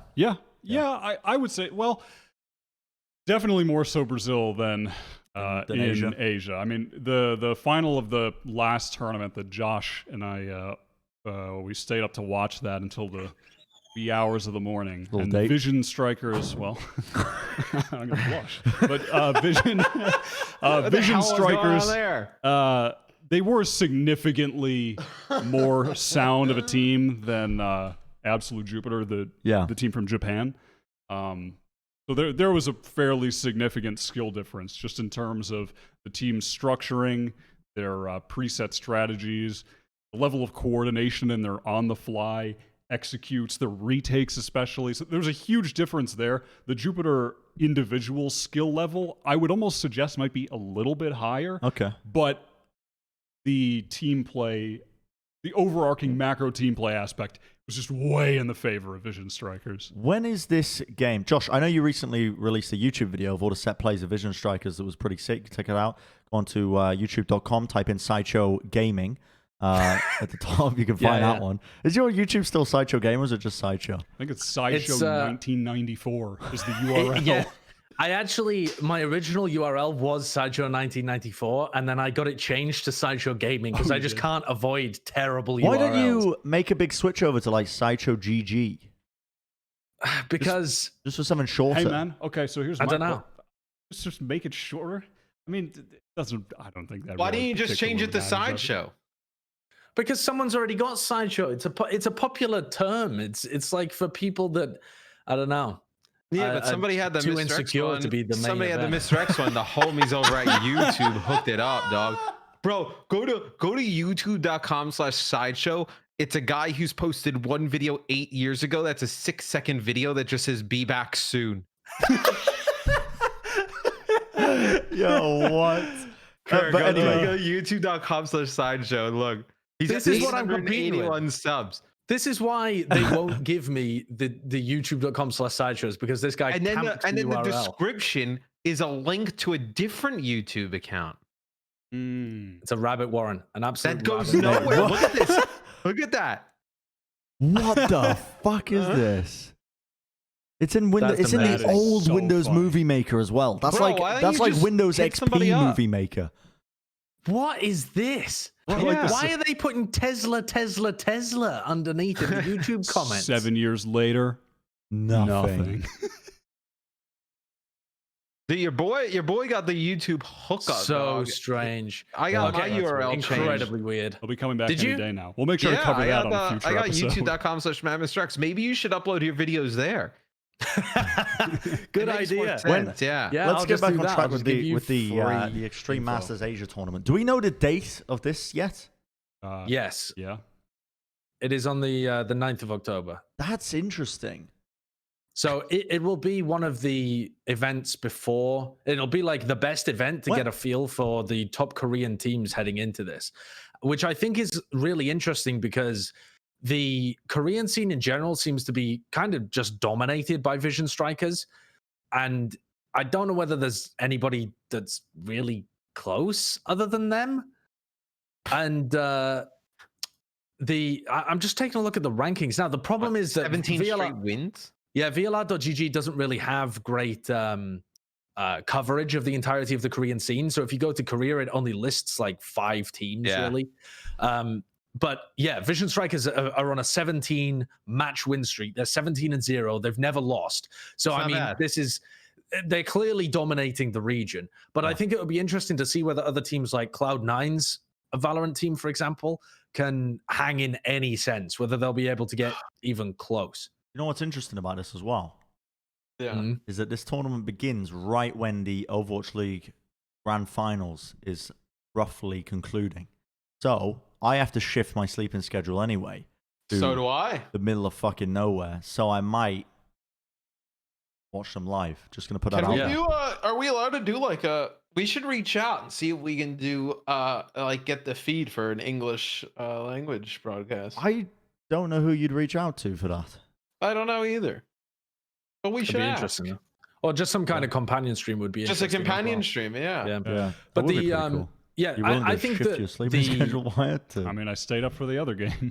The other Yeah, day. Wyatt, figure it out. We'll figure it out, Wyatt. Okay, I'll contact. Wyatt will get on that. Yeah, I'll contact these contact guys, the Wyatt. TOs. Figure it out. Come on. There it is. This, Kurt's already found out where we need to go. There nice. We just DM these guys. it is. Yeah. It's Japanese, so... That's Does anyone fine. here speak Japanese? I think Josh Matt went to med speaks school. Japanese. Josh went to med school. He I'll tell knows. you who speaks Japanese, actually. Spice Adams speaks Japanese. Oh. I never a thought we would have conversational level. a clutcher kick Spice Adams conversation. Yeah. Genuinely does, though. I had this conversation with him because it blew my mind. And he said the reason that he learned Japanese was just because everyone else in his school was learning Spanish and decided he wanted a bigger challenge. So he was like, fuck it, I'll learn Japanese. What a fucking boss, man. Yeah. I know. Like, that's how you know the guy's going to be successful in whatever he does. Like, who the fuck goes out of their way like that? Exactly. Anyway, the teams for this tournament are very interesting. Yeah, go ahead.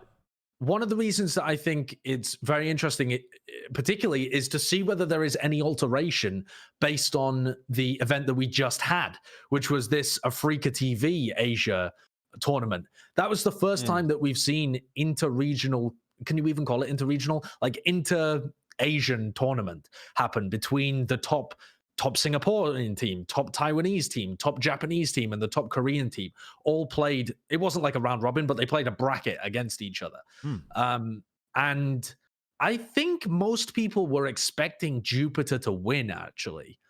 And really? Vision Strikers kind of looked like by far and away the better structured team. Yeah, when you stepped away, I was saying this to Bren, but I think we might be on the same page here, Josh. So that just Vision Strikers in that particular matchup, their team play in a general sense was just far greater than absolute Jupiter's. Whereas Jupiter, I think their individual talent, I would potentially rate it slightly higher than the Vision Strikers players at the moment, but it just wasn't particularly close because they're, I mean, aside from just the nice like set executes, just the on-the-fly retakes and pushes from Vision Strikers were just so well coordinated. The timing of everything, so good. Yeah. I mean, you can tell that they've really been drilling this into their practice schedule, that just in these retake situations with the agents that they had up, they knew exactly where to use all of the utility at the same time to go in for the retake. And then, like their aim and everything, it was okay. It was fine, but their team play was just far and away better than Jupiter's. Yeah, and the weird thing is that, okay, I would love to see Vision Strikers actually tested, because the best team that they played in that tournament was Absolute Jupiter, and I didn't particularly like the comp that they were running with the Jet and the Reyna. They missed out on the Sova, which I think is a huge deal, especially when you're playing Bind and when you're playing on Ascent as well. Like, you are just missing vital components to your team composition.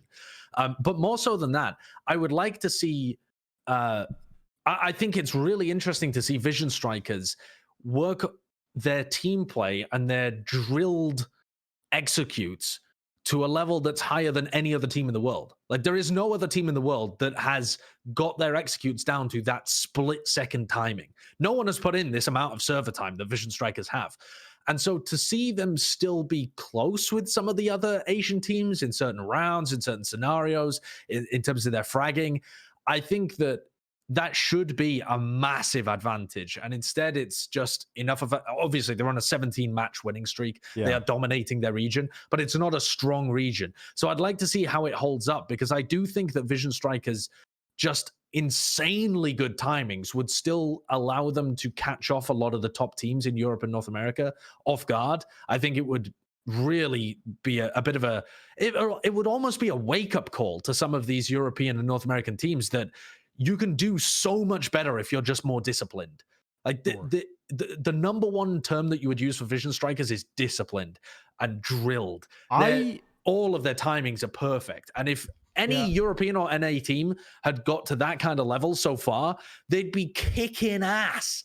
Yeah. What kills me about watching them, though, is that I can easily see a future where, if hypothetically, even now, or maybe a bit into the future within, I don't know, sometime next year, if they're playing against an NA or EU team, even like a sort of lower tier, like down towards around the 10th to 8th spot in NA, like a T1 or a team like that, who their coordination is as far as it gets from how good Vision Strikers are, I could still see T1 beating them in a BO3 just based on their individual skill is just so much higher that when you go over a full BO3, if you're getting extended games where, yes, they are winning rounds off these excellent retakes, possibly the nice little set executes that they have on attack and defense, their little round open pushes that they go for. They can get some rounds off that. They could get some key rounds to potentially get an eco on the opposing team on the next one.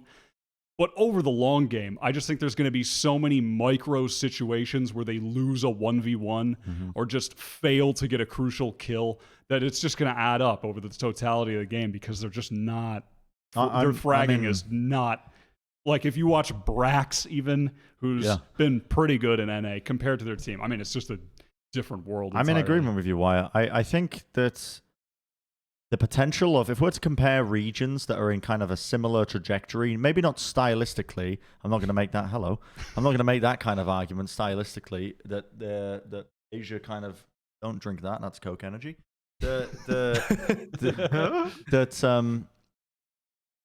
Where's my train of thought gone? Here it is. I found it again. I had to dive into the Mind Palace. Stylistically, Brazil and Asia aren't on the same kind of level, right? Because Brazil, they play hard, fast, and aggressive. This is the kind of comparison I want to talk about and the kind of question I bring up to you guys. But I think the potential of the Brazilian teams is much greater compared to some of these Asian teams. Because I think from what we see of Brazil as a region, it's scrappy, it's fast. The tempo is the highest we've seen in the game yet. The individual skill off the charts. But they suffer from the same issue as the Asia teams where your mid-round adaptations is what I'm going to call it. The foundations of which you build up your team play in the game to be able to react on the fly to what a team's throwing at you is lacking. This is something that NA does pretty well at a high level. EU does pretty well at a high level, I think. Across a round, they can, generally speaking, adapt to what's being done to them in the match, and they can try and find the best course of action towards it. And the individual mechanics are at a high level as well for that. But Asia seems like they have made up for that weakness, whether or not it's because of the history of them having like tactical shooters as a dominant genre hasn't been there, so the fundamentals haven't been built up, or whatnot. I'm not sure. But they've decided to make up with it with, like you said, Josh, the set executes, with these very precise, very fast set executes that are so clean, that can get you the intro to rounds that you need. But when it comes to the mid-round, when it comes to those adaptations, comes to taking gun duels, trades, things like that, they fall flat. So what I want to propose to you guys is, if you were to see the maximum potential of both Asia and Brazil, if they continue on the trajectories as it is right now, you've got the fast, hard, heavy tempo of Brazil versus the very set, very clean, very disciplined Asia. Which play style do you think would reign supreme? Because I already know the answer in my head, but I'm curious what you guys think. As much as I love Vision Strikers, and I really feel like they could do very, very well in a tournament if people were unprepared against them, I think that the more time you give them... all of the fans of CS and Valorant seem to assume that all skills can be learned at the exact same period of time. Like if your team just can't aim as well, you can just spend all that time learning how to aim better, and you'll improve just as fast as another team that can aim really well but hasn't learned executes. Some things are really much simpler to learn and integrate into your game, and your mechanics and game sense are some of the slowest to improve. I think it's much more easy to, or it's much more time efficient, actually, I suppose I should say, to work on set executes and stuff like that. That's somewhere that the Brazilian scene could improve, is like having a bit more discipline, but they've got so much raw skill already there that the pieces are just, it's like clay ready to be molded. Yeah, the potential is insane. Yeah, the potential is just buzzing. Whereas the Korean teams have almost sculpted themselves so far that the potential would have to come from them getting much better individually, which is a harder ask. Way hard. I think that's more reliant on the scene developing young upcoming talent. Yeah. More so than these players. Specifically, if you're looking at the Vision Strikers players, they came from CS already. They were on MVP PK, which was the top Korean team for a long time. They're not new faces to FPS games. They've been around. It reminds me of a conversation I was having with Jake. We were talking about playing games at a professional level, and we're talking about this exact thing, like mechanical skill, aim, and the improvements you can make in that versus the improvements you can make in terms of learning, strategy, team play.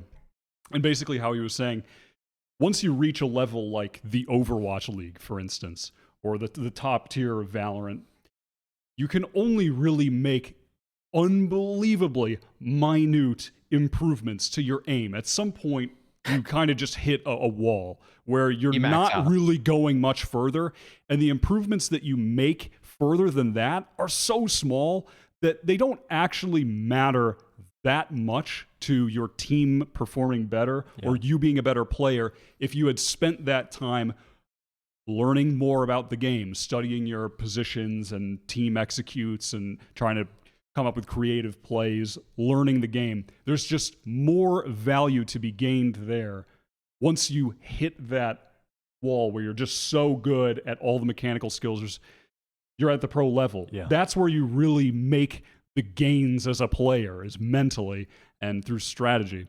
And I think that's possibly an issue when you're talking about this team in particular, because these guys have been around. How much further can these exact players on Vision Strikers go in terms of mechanics or individual aim skill? I mean, I can't imagine much further. I mean, you right? talk about them being around for a long time. Their IGL is called Glow, and he rang a bell in my mind because he was on the original We Made Fox team, the 1.6 top Korean team that gets talked about as being that, like, the one team from Korea that drilled all of these insane flash executes, where they occasionally played at big international tournaments, and they used to, I think, take maps, but maybe take series off other genuine top teams because people weren't expecting them to be so drilled. And this guy has been playing and on the top team in Korea at CS or now Valorant since 2008. So, I mean, this guy's been... That's and insane, the coach for Vision Strikers, Termi, was his teammate back then as well. So this is like this... Okay, it's not all of the players. They have occasionally made changes, and they've made one change from MVP coming into Valorant. They added Zest, who actually is, like, probably individually their best player and is a decent indication that they can add some level of new talent, although he wasn't new. He was still playing in the CS scene. He's not new to Valorant, but he was new to that team, I think. And they can at least improve a little bit by adding new individual players like that. But these guys have been dominating the Korean tactical FPS scene in terms of CS and now Valorant for, what is this, 12 years? Right. Like, over a long time. Yeah. So that's an enormous amount of time. They're not going to get individually that much better. Right. I would suggest that, unfortunately, the improvement of the Korean scene is sort of, to an extent, in the hands of Riot in terms of how big can the game be in the Korean scene, where there will be enough players who are excited about the game that are the young rising talent who are going to play it. Will there be enough of those people? Because there's certainly a lot in EU and NA right now. There's clearly a lot in Brazil. There's like 8 top teams in Brazil that are all psychos individually. They're all insane. So, unfortunately, I think it may end up being a bit out of their hands, because I see that as really the only route to Korea being really at the top. But they certainly could be. If that happens, I don't think there's any reason why we couldn't be seeing a top world Korean team, because what they are executing in the server is insane. Have tactical shooters really kind of blown up in Korea in the past? Because, like, when you think about, like, Brazil, right? Like, Counter-Strike's big. Rainbow Six is big in Brazil. Call of Duty had, like, a big Brazilian base. Like, have tactical shooters really kind of popped off in Korea? Yes, there's a couple of third-party ones that have been around for a long time. I can't remember the name of them now. Crossfire is one of the big ones. Yep. I know. I think Gex used to work on that. I know that there's some other ones as well. Used to be, I think, a Crossfire pro. There's another. Who? I think there is one. Oh, really? Yeah. Very possibly. Is Homefront? I just very quickly Googled tactical shooter. I think. Don't know. Wait, Homefront is a game? Yeah, it says Homefront is a first-person shooter video game. I don't know. Maybe I'm thinking it's a Chinese game. I thought it was a Chinese org. Anyway, It doesn't matter. I have no idea. But the trouble is, though, Matt, as well, is that these games have been popular for a long time. But those will. It's kind of like CS, honestly, in comparisons to Valorant. The reason CS has never been as popular in Asia is because these games have been there previously. Now, a lot of Valorant success in EU and A has come from the fact that Riot have just injected structure and monetary prize pools into the scene. And that is immediately going to be pulling people away from CS. And the key is to do not only that, but also to solve this issue with the PC bongs, which we've talked about in previous episodes. Very important. A lot of a game's lifespan depends on whether people can go to the PC cafes, the PC bongs, and play after school, after work, or whatever. A lot of a game's lifespan depends on that. League of Legends was very big in Korea because of that.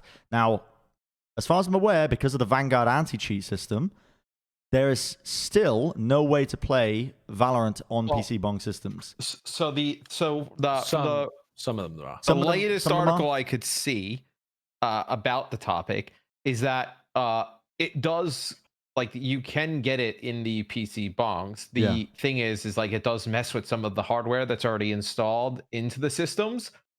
And it kind of messes it up sometimes. So the owners of the PC bongs just don't have it installed. Yeah. So they take the trade-off of not having the right? game. Because we know how big that was for Overwatch, League of Legends as well, like kind of helping grow those scenes. So hopefully Riot can get that sorted out and work with them on it, which I'm sure they're probably in the process.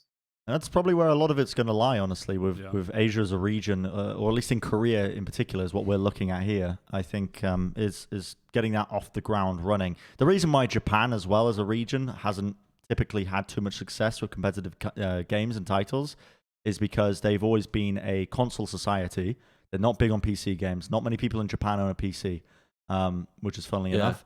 It's been surprising how insane the Japanese reception to Valorant has been. I mean, it has genuinely been very, very surprising. Considering it's only on PC, and I think recently in Japanese law, they're trying to pass a way that esports can happen. But generally speaking, because of anti-gambling laws in Japan, they ban even stuff like high prize pools in gaming. So for the longest time, esports has been stifled by that. I think some scenes like Rainbow Six have gotten around it through one way or the other, but generally speaking, it's been pretty shut down because of that. And they've only really seen success in Japan with console games, something like fighting games, the kind of arcade scene. So it has been sick to see Japan actually see a real latch-on effect to Valorant as a game, as a PC title. It's kind of mental. It's kind of unprecedented in a way. Yeah. The scene really does need more time to develop, though, because it seems from the outside fairly obvious that there are only really two good teams in Asia right now, with Vision Strikers and Absolute Jupiter. The other two teams that were in this tournament, the AfreecaTV tournament, the top Singaporean team with SMG and the top Taiwanese team, I think AHQ, they weren't really that good. Like, they, on an individual level, they were getting beasted. And okay, they took rounds and they made some of the maps relatively close. I think maybe like one of the maps was 13-9. Maybe that was the closest that those semifinals got. But it didn't look like they were on the same level or that they would ever win a series against them, that kind of thing. So there does seem to be a gulf between that top two team and the rest of the scene, which is sometimes a little unhealthy because you've collected all of the knowledge at the top and the people underneath don't quite understand how to bridge the gap. But that's normally solved by sheer numbers. Well, like if more people start playing, they'll just eventually get good. Sheer numbers, money injections means that you can often as well import talent from other regions. We actually saw this in Overwatch. Some coaches moved over to Southeast Asia to coach the Southeast Asian teams and things. Yeah, true. So that can sometimes happen as well. Let's talk then, though, quite broadly, I think, about Brazil. Because the question I posed to you all was, like, what region do you think would you see if they were to play these styles out, if we were to see the full potential met, which region would be better between Asia and Brazil currently? And I think we all collectively have agreed that Brazil would be the best. I fucking love watching Brazilian Valorant. They are mental. They play at such a high tempo all the time. It's not, some of it's not clean. Listen, I'm not going to come out right and just start, trying to become the biggest Brazilian fanboy and like, follow me guys on social media. Start learning Portuguese to try and gain entry to that market. But I will say is I love their tempo that they play at, because this kind of tempo, it reminds me in the Overwatch scene as a much more unrefined. Do you remember like early on in 2018 Overwatch, we would see teams like New York Excelsior played a slow, disciplined style of gameplay. And around 2019, the kind of play style that dominated was the very hard, fast tempo, force the enemy to make mistakes, stuff like the Vancouver Titans and the Shock they were playing with the GOATS comp, right? Yeah, this is the comparison I'm making. Let me finish. Let me finish. This is the comparison I'm making. The Brazilian scene is not refined. They make a lot of mistakes in the mid-round games. Some of the fundamentals are just missing outright. But the pace that they play, the tempo they play at, I fucking love it, because the power in that is that if you are mechanically confident in your abilities, which Brazil has a ton of mechanically independent players. Yeah. Like you could, goddamn, a mixed roster with a little bit of discipline in Brazil would just, I think, just dominate across the board. If you actually just instilled a little bit of game sense, a little bit of discipline, it would go a long way. But I love the tempo because you force the enemy to make mistakes and you force them to play at your tempo. Now, the question is, would a more disciplined team be able to punish that more easily? Or would you be able to just basically pierce through it with your own mechanics? Now, I love the playstyle differences. And it does remind me as well of, in Dota, there was a team called MVP Phoenix that were a Korean team. And they played completely different to any other team in any other region, because Korea, nobody played Dota. They played hard, fast, aggressive, run at you style. They would be killing you in your spawn. They had a play style that was completely unlike any other region. And I cannot wait for the first major international event that we have where Brazil can finally go up against other regions, because I am so curious as to whether the Brazilian teams are just going to dismantle everyone else. It is startling to watch. Yeah, it looks like a different game. I can easily see a future where at the first actual international LAN, whatever the best Brazilian team at the time turns up and just smashes a bunch of the top teams. I don't know if they'll win a big event straight away, but there will be matches that are considered upset wins for them, I think, without a doubt, because people will just be unawares as to how good the players there actually are. And their play style is just going to catch teams off guard.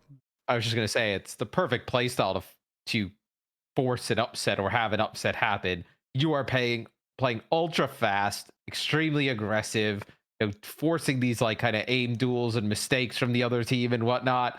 And that team doesn't know how to deal with that type of aggression because they rarely deal with that level of it consistently round over round. It is the perfect play style to kind of have some kind of big upset happen. Yeah, it's really interesting, actually, because when you compare the Asian and the Brazilian scenes, they're almost opposite in terms of their strengths, what they've worked on.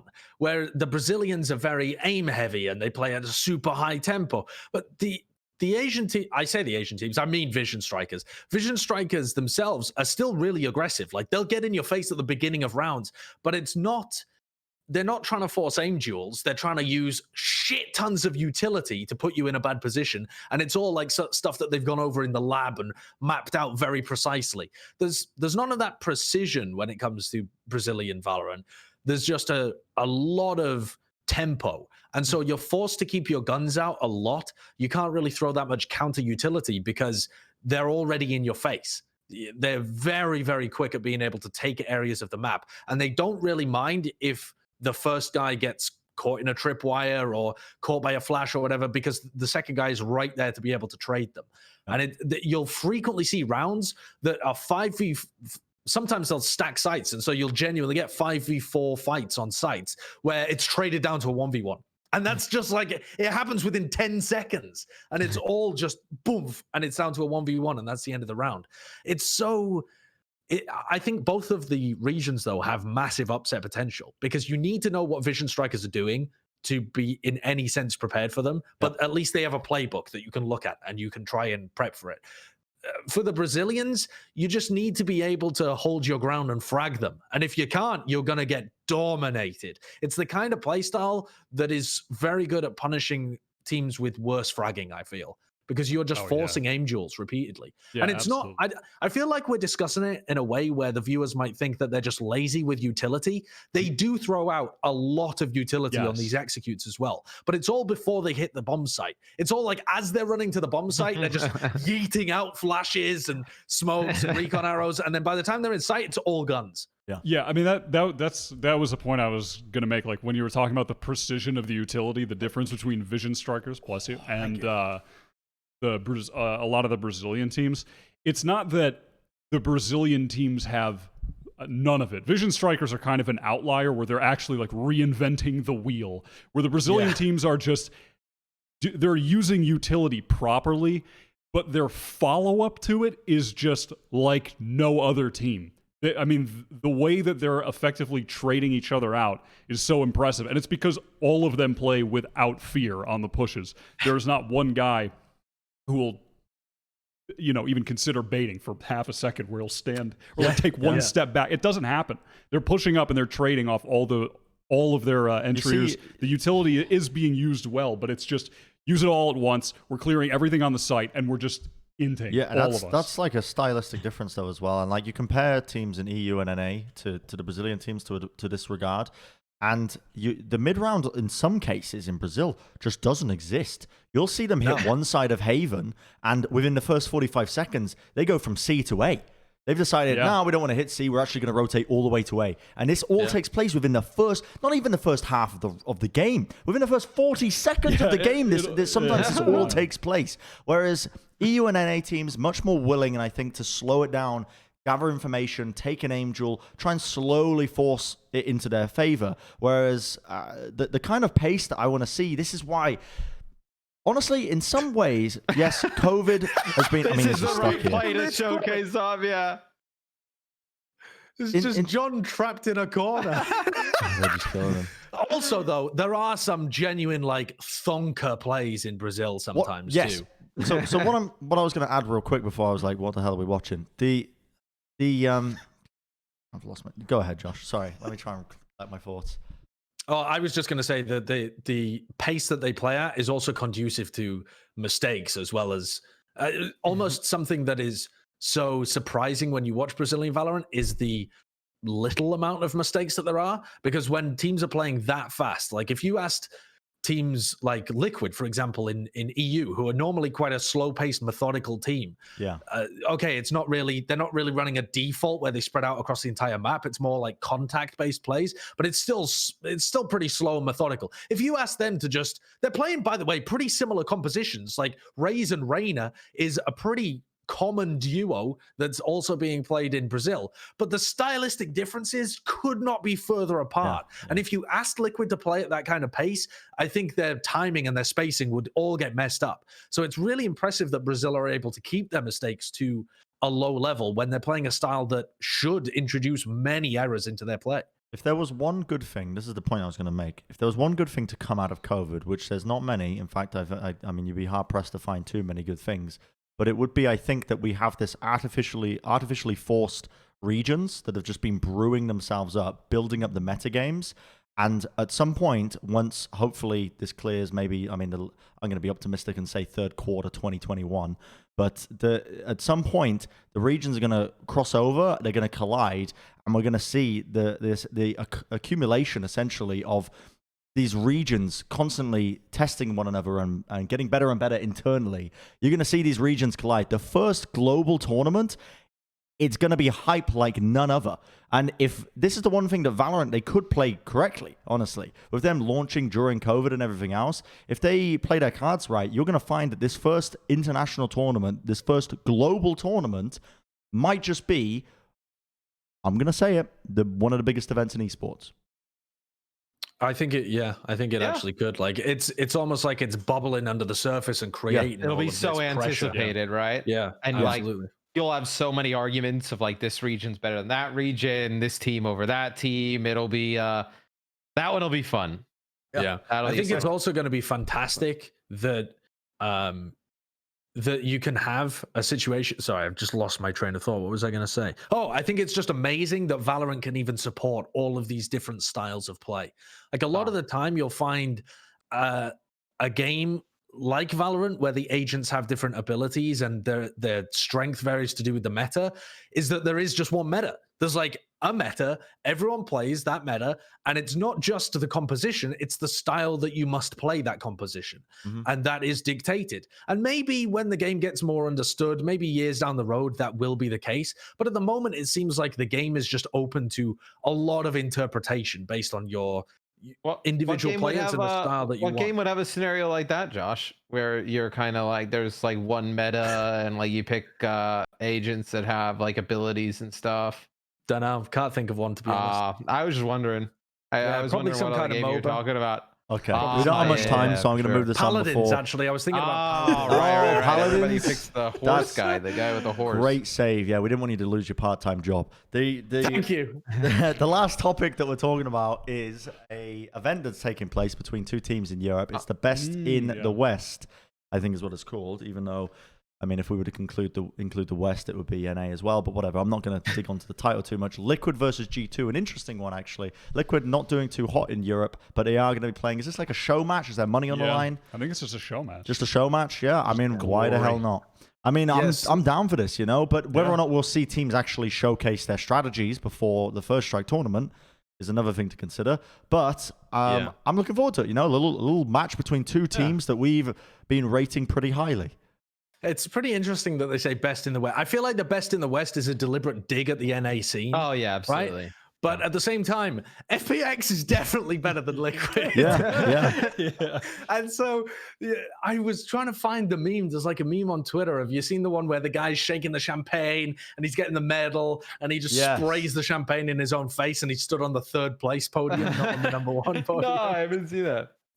And it's just Liquid just celebrating while stood on the third place with FPX at second. I think that's I was watching Sliggy stream recently because he was doing a VOD review of Vision Strikers, and he said that they're cooking up something special for this show match in terms of a composition. Well, he said he doesn't quite know how seriously they're going to take it, but if possible, he's going to show something really cool for this. So I'm looking forward to it. It feels like I say this every single episode, but like I said, when Sliggy was on, it was Immortal Minds, and he was talking about the theory of the team. I say this often, but I'm going to say it again. He tries to make his team play a bunch of different agents so that they're comfortable on a bunch of different roles. We could see Liquid come out with some batshit stuff. Like some absolutely batshit stuff. This would be the time to do it, right? I mean, they've already shown us no smokes, so I'd love to see a bunch of other weird stuff as well. 5 duelists. And 5 duelists. Yeah, why not? We've seen triple duelists from them. Sage, Viper. I have 2 other things. Killjoy, Cypher. Yeah, go for it. So today on the DNP thing, Castra mentioned broadcast improvements. Dude, yes. So he didn't give a timetable, but control panels for observers, more observer slots in general, cinematic cameras, stable camera positions that are preset, team colors that affect abilities, thank God, and then a round reset. Really sick. And then he said that they want to lean on the API for individual organizers to build better broadcast UI elements, such as economy trackers, equipment displays for every player. All that stuff is just going to take it to another level. Yeah, this is on Do Not Peek. Yeah, that's comes from Castra in the DNP episode. Right, on Valorant. That's super dope. Yeah. They announced this in the article for the First Strike tournaments. They said it was going to be coming alongside, and also in the video. The head of esports guys at Riot said that they're working super closely with the dev team to implement some of these spectator tools. I imagine a lot of people who aren't familiar with the way game development works are probably watching this and are like, but aren't you all the same company? Why do you have to work closely with the game devs? Aren't you the game devs? Yeah. But the amount of departments that are internally like this, the priorities of what you're pumping out into the game can sometimes change. But that they're working closely with the esports team at Riot is a very good sign, because it means that the spectator improvements that we've been waiting for this long are finally going to be coming to fruition. And the fact that they included it in the First Strike article leads me to believe that hopefully we will have it by the time the First Strike tournament is happening. The qualifiers are happening. I think the thing that you need the most is the round reset, right? Being able to pause the round in terms of disconnects and equipment issues. They already have some online tools. Qualifier is like essential. They already have some tools in place. I would argue that the biggest thing is the spectator tool, the kits. If they got the same thing that we have in OWL, where you've got the abilities being the same color as the team's colors, that would be fantastic, like for visibility. And I also think I hope they don't wait to push this until the qualifiers are done, so that you give like the third party TO. Yeah, so you give the third party TOs the like old patch, and then they push their patch just before Riot. I don't think it's up to them when they push it. It's literally down. It's down to the devs' timetables. Like, this is how stuff like this works. It's whether or not it fits and whether they can push it out. They probably want to get out as fast as humanly possible. Tournaments are going on all the time. You know, the sooner this gets out, the better it looks for the game itself. So, thanks for bringing it out, Matt. That's and then I actually got a comment back from Nuki about the coaching of Cloud9. Yeah. That it's kind of some stuff we already talked about, but a little bit more in depth. I think it's like Chu has a great record with Envy specifically in developing the young talent, and especially with tier 2 talent in Overwatch. Then James is known as a very analytical approach in Counter-Strike, so they combine more on like a macro and personal development for players. So seems like way more just kind of giving those Cloud9 players more resources to develop and kind of further and their individual play. Makes a lot of sense. Yeah. I mean, we already kind of touched on that when we were talking about Cloud9. That's what we were theorizing, but it's nice to see it set in stone. Is there anything else? Did you want to talk about the dog conspiracy theory? No. There was a rumor on YouTube. You know, everybody's making these clickbait YouTube videos about dogs coming into play. There's going to be dogs added. So they added a string. There was a data mine string of the dog bot. Yeah. Is that correct? And then, because what a lot of the YouTubers made is like, I guess like Killjoy was teased on Ascent. That's kind of what they did there. And that like they removed the Killjoy assets when she was released, and then now they put in new assets that kind of like teased towards something else. We should just leave the dog in Ascent. No, they put a dog bowl. A dog bowl. I was gonna say, maybe they're making Hugo. I was pick him up, but he is snoring, and I don't want him to start barking. Yeah, go touch him. But the line was about a dog bot. Dog bot. A dog bot. It's gonna fetch. Dude, how would you make a dog bot work? I mean, it would work the same, presumably like a boom bot, right? It goes out and it picks up utility on the map and it brings it back to you. Yeah, that's what I'm saying. Ability called fetch. Oh my god! Yeah, it'll run out and pick up a dropped gun across the map. If you can't get to the op, all the rounds gonna end. No, I can't grab it. You just send out the dog bot and he brings it back to you. I'd love it if they just added a character that was just a working class bloke with a dog. Mate, how broken would it be if it's a dog bot that can carry an extra weapon? So you could save an extra weapon. Come on. How mental would that be for the economy if that was its signature ability? I don't know whether that would even. Oh yeah, I suppose it would. Because anytime you would honestly you break the game in a certain. That would break the economy in ways that we don't even know. Now you would think as like almost a kind of like how like the drone works, or like the boom bot being able to like kind of give away information through walls and like where players just gnaws your ankles and barks whenever it hits someone. Man. Anyway, let's wrap the episode up because we've reached the tipping point of my sanity. So what do you mean? We have more to go. What do we have? We're supposed to give 20 more on the dog bowl. Yeah, you're supposed to. Yeah, we got 20 more on the dog bowl. No, I'm ending it here. Thank you for watching Clutch or Kick episode. What are we on? 11. It has been cool. See you next time, I guess. I don't know. What an ending to the podcast. Kurt, just end it, please. End the podcast. Real big endorsement of the show. It's been cool. Oh, no, he isn't. Someone else is in the kitchen. I thought it was Kurt. Are we ended?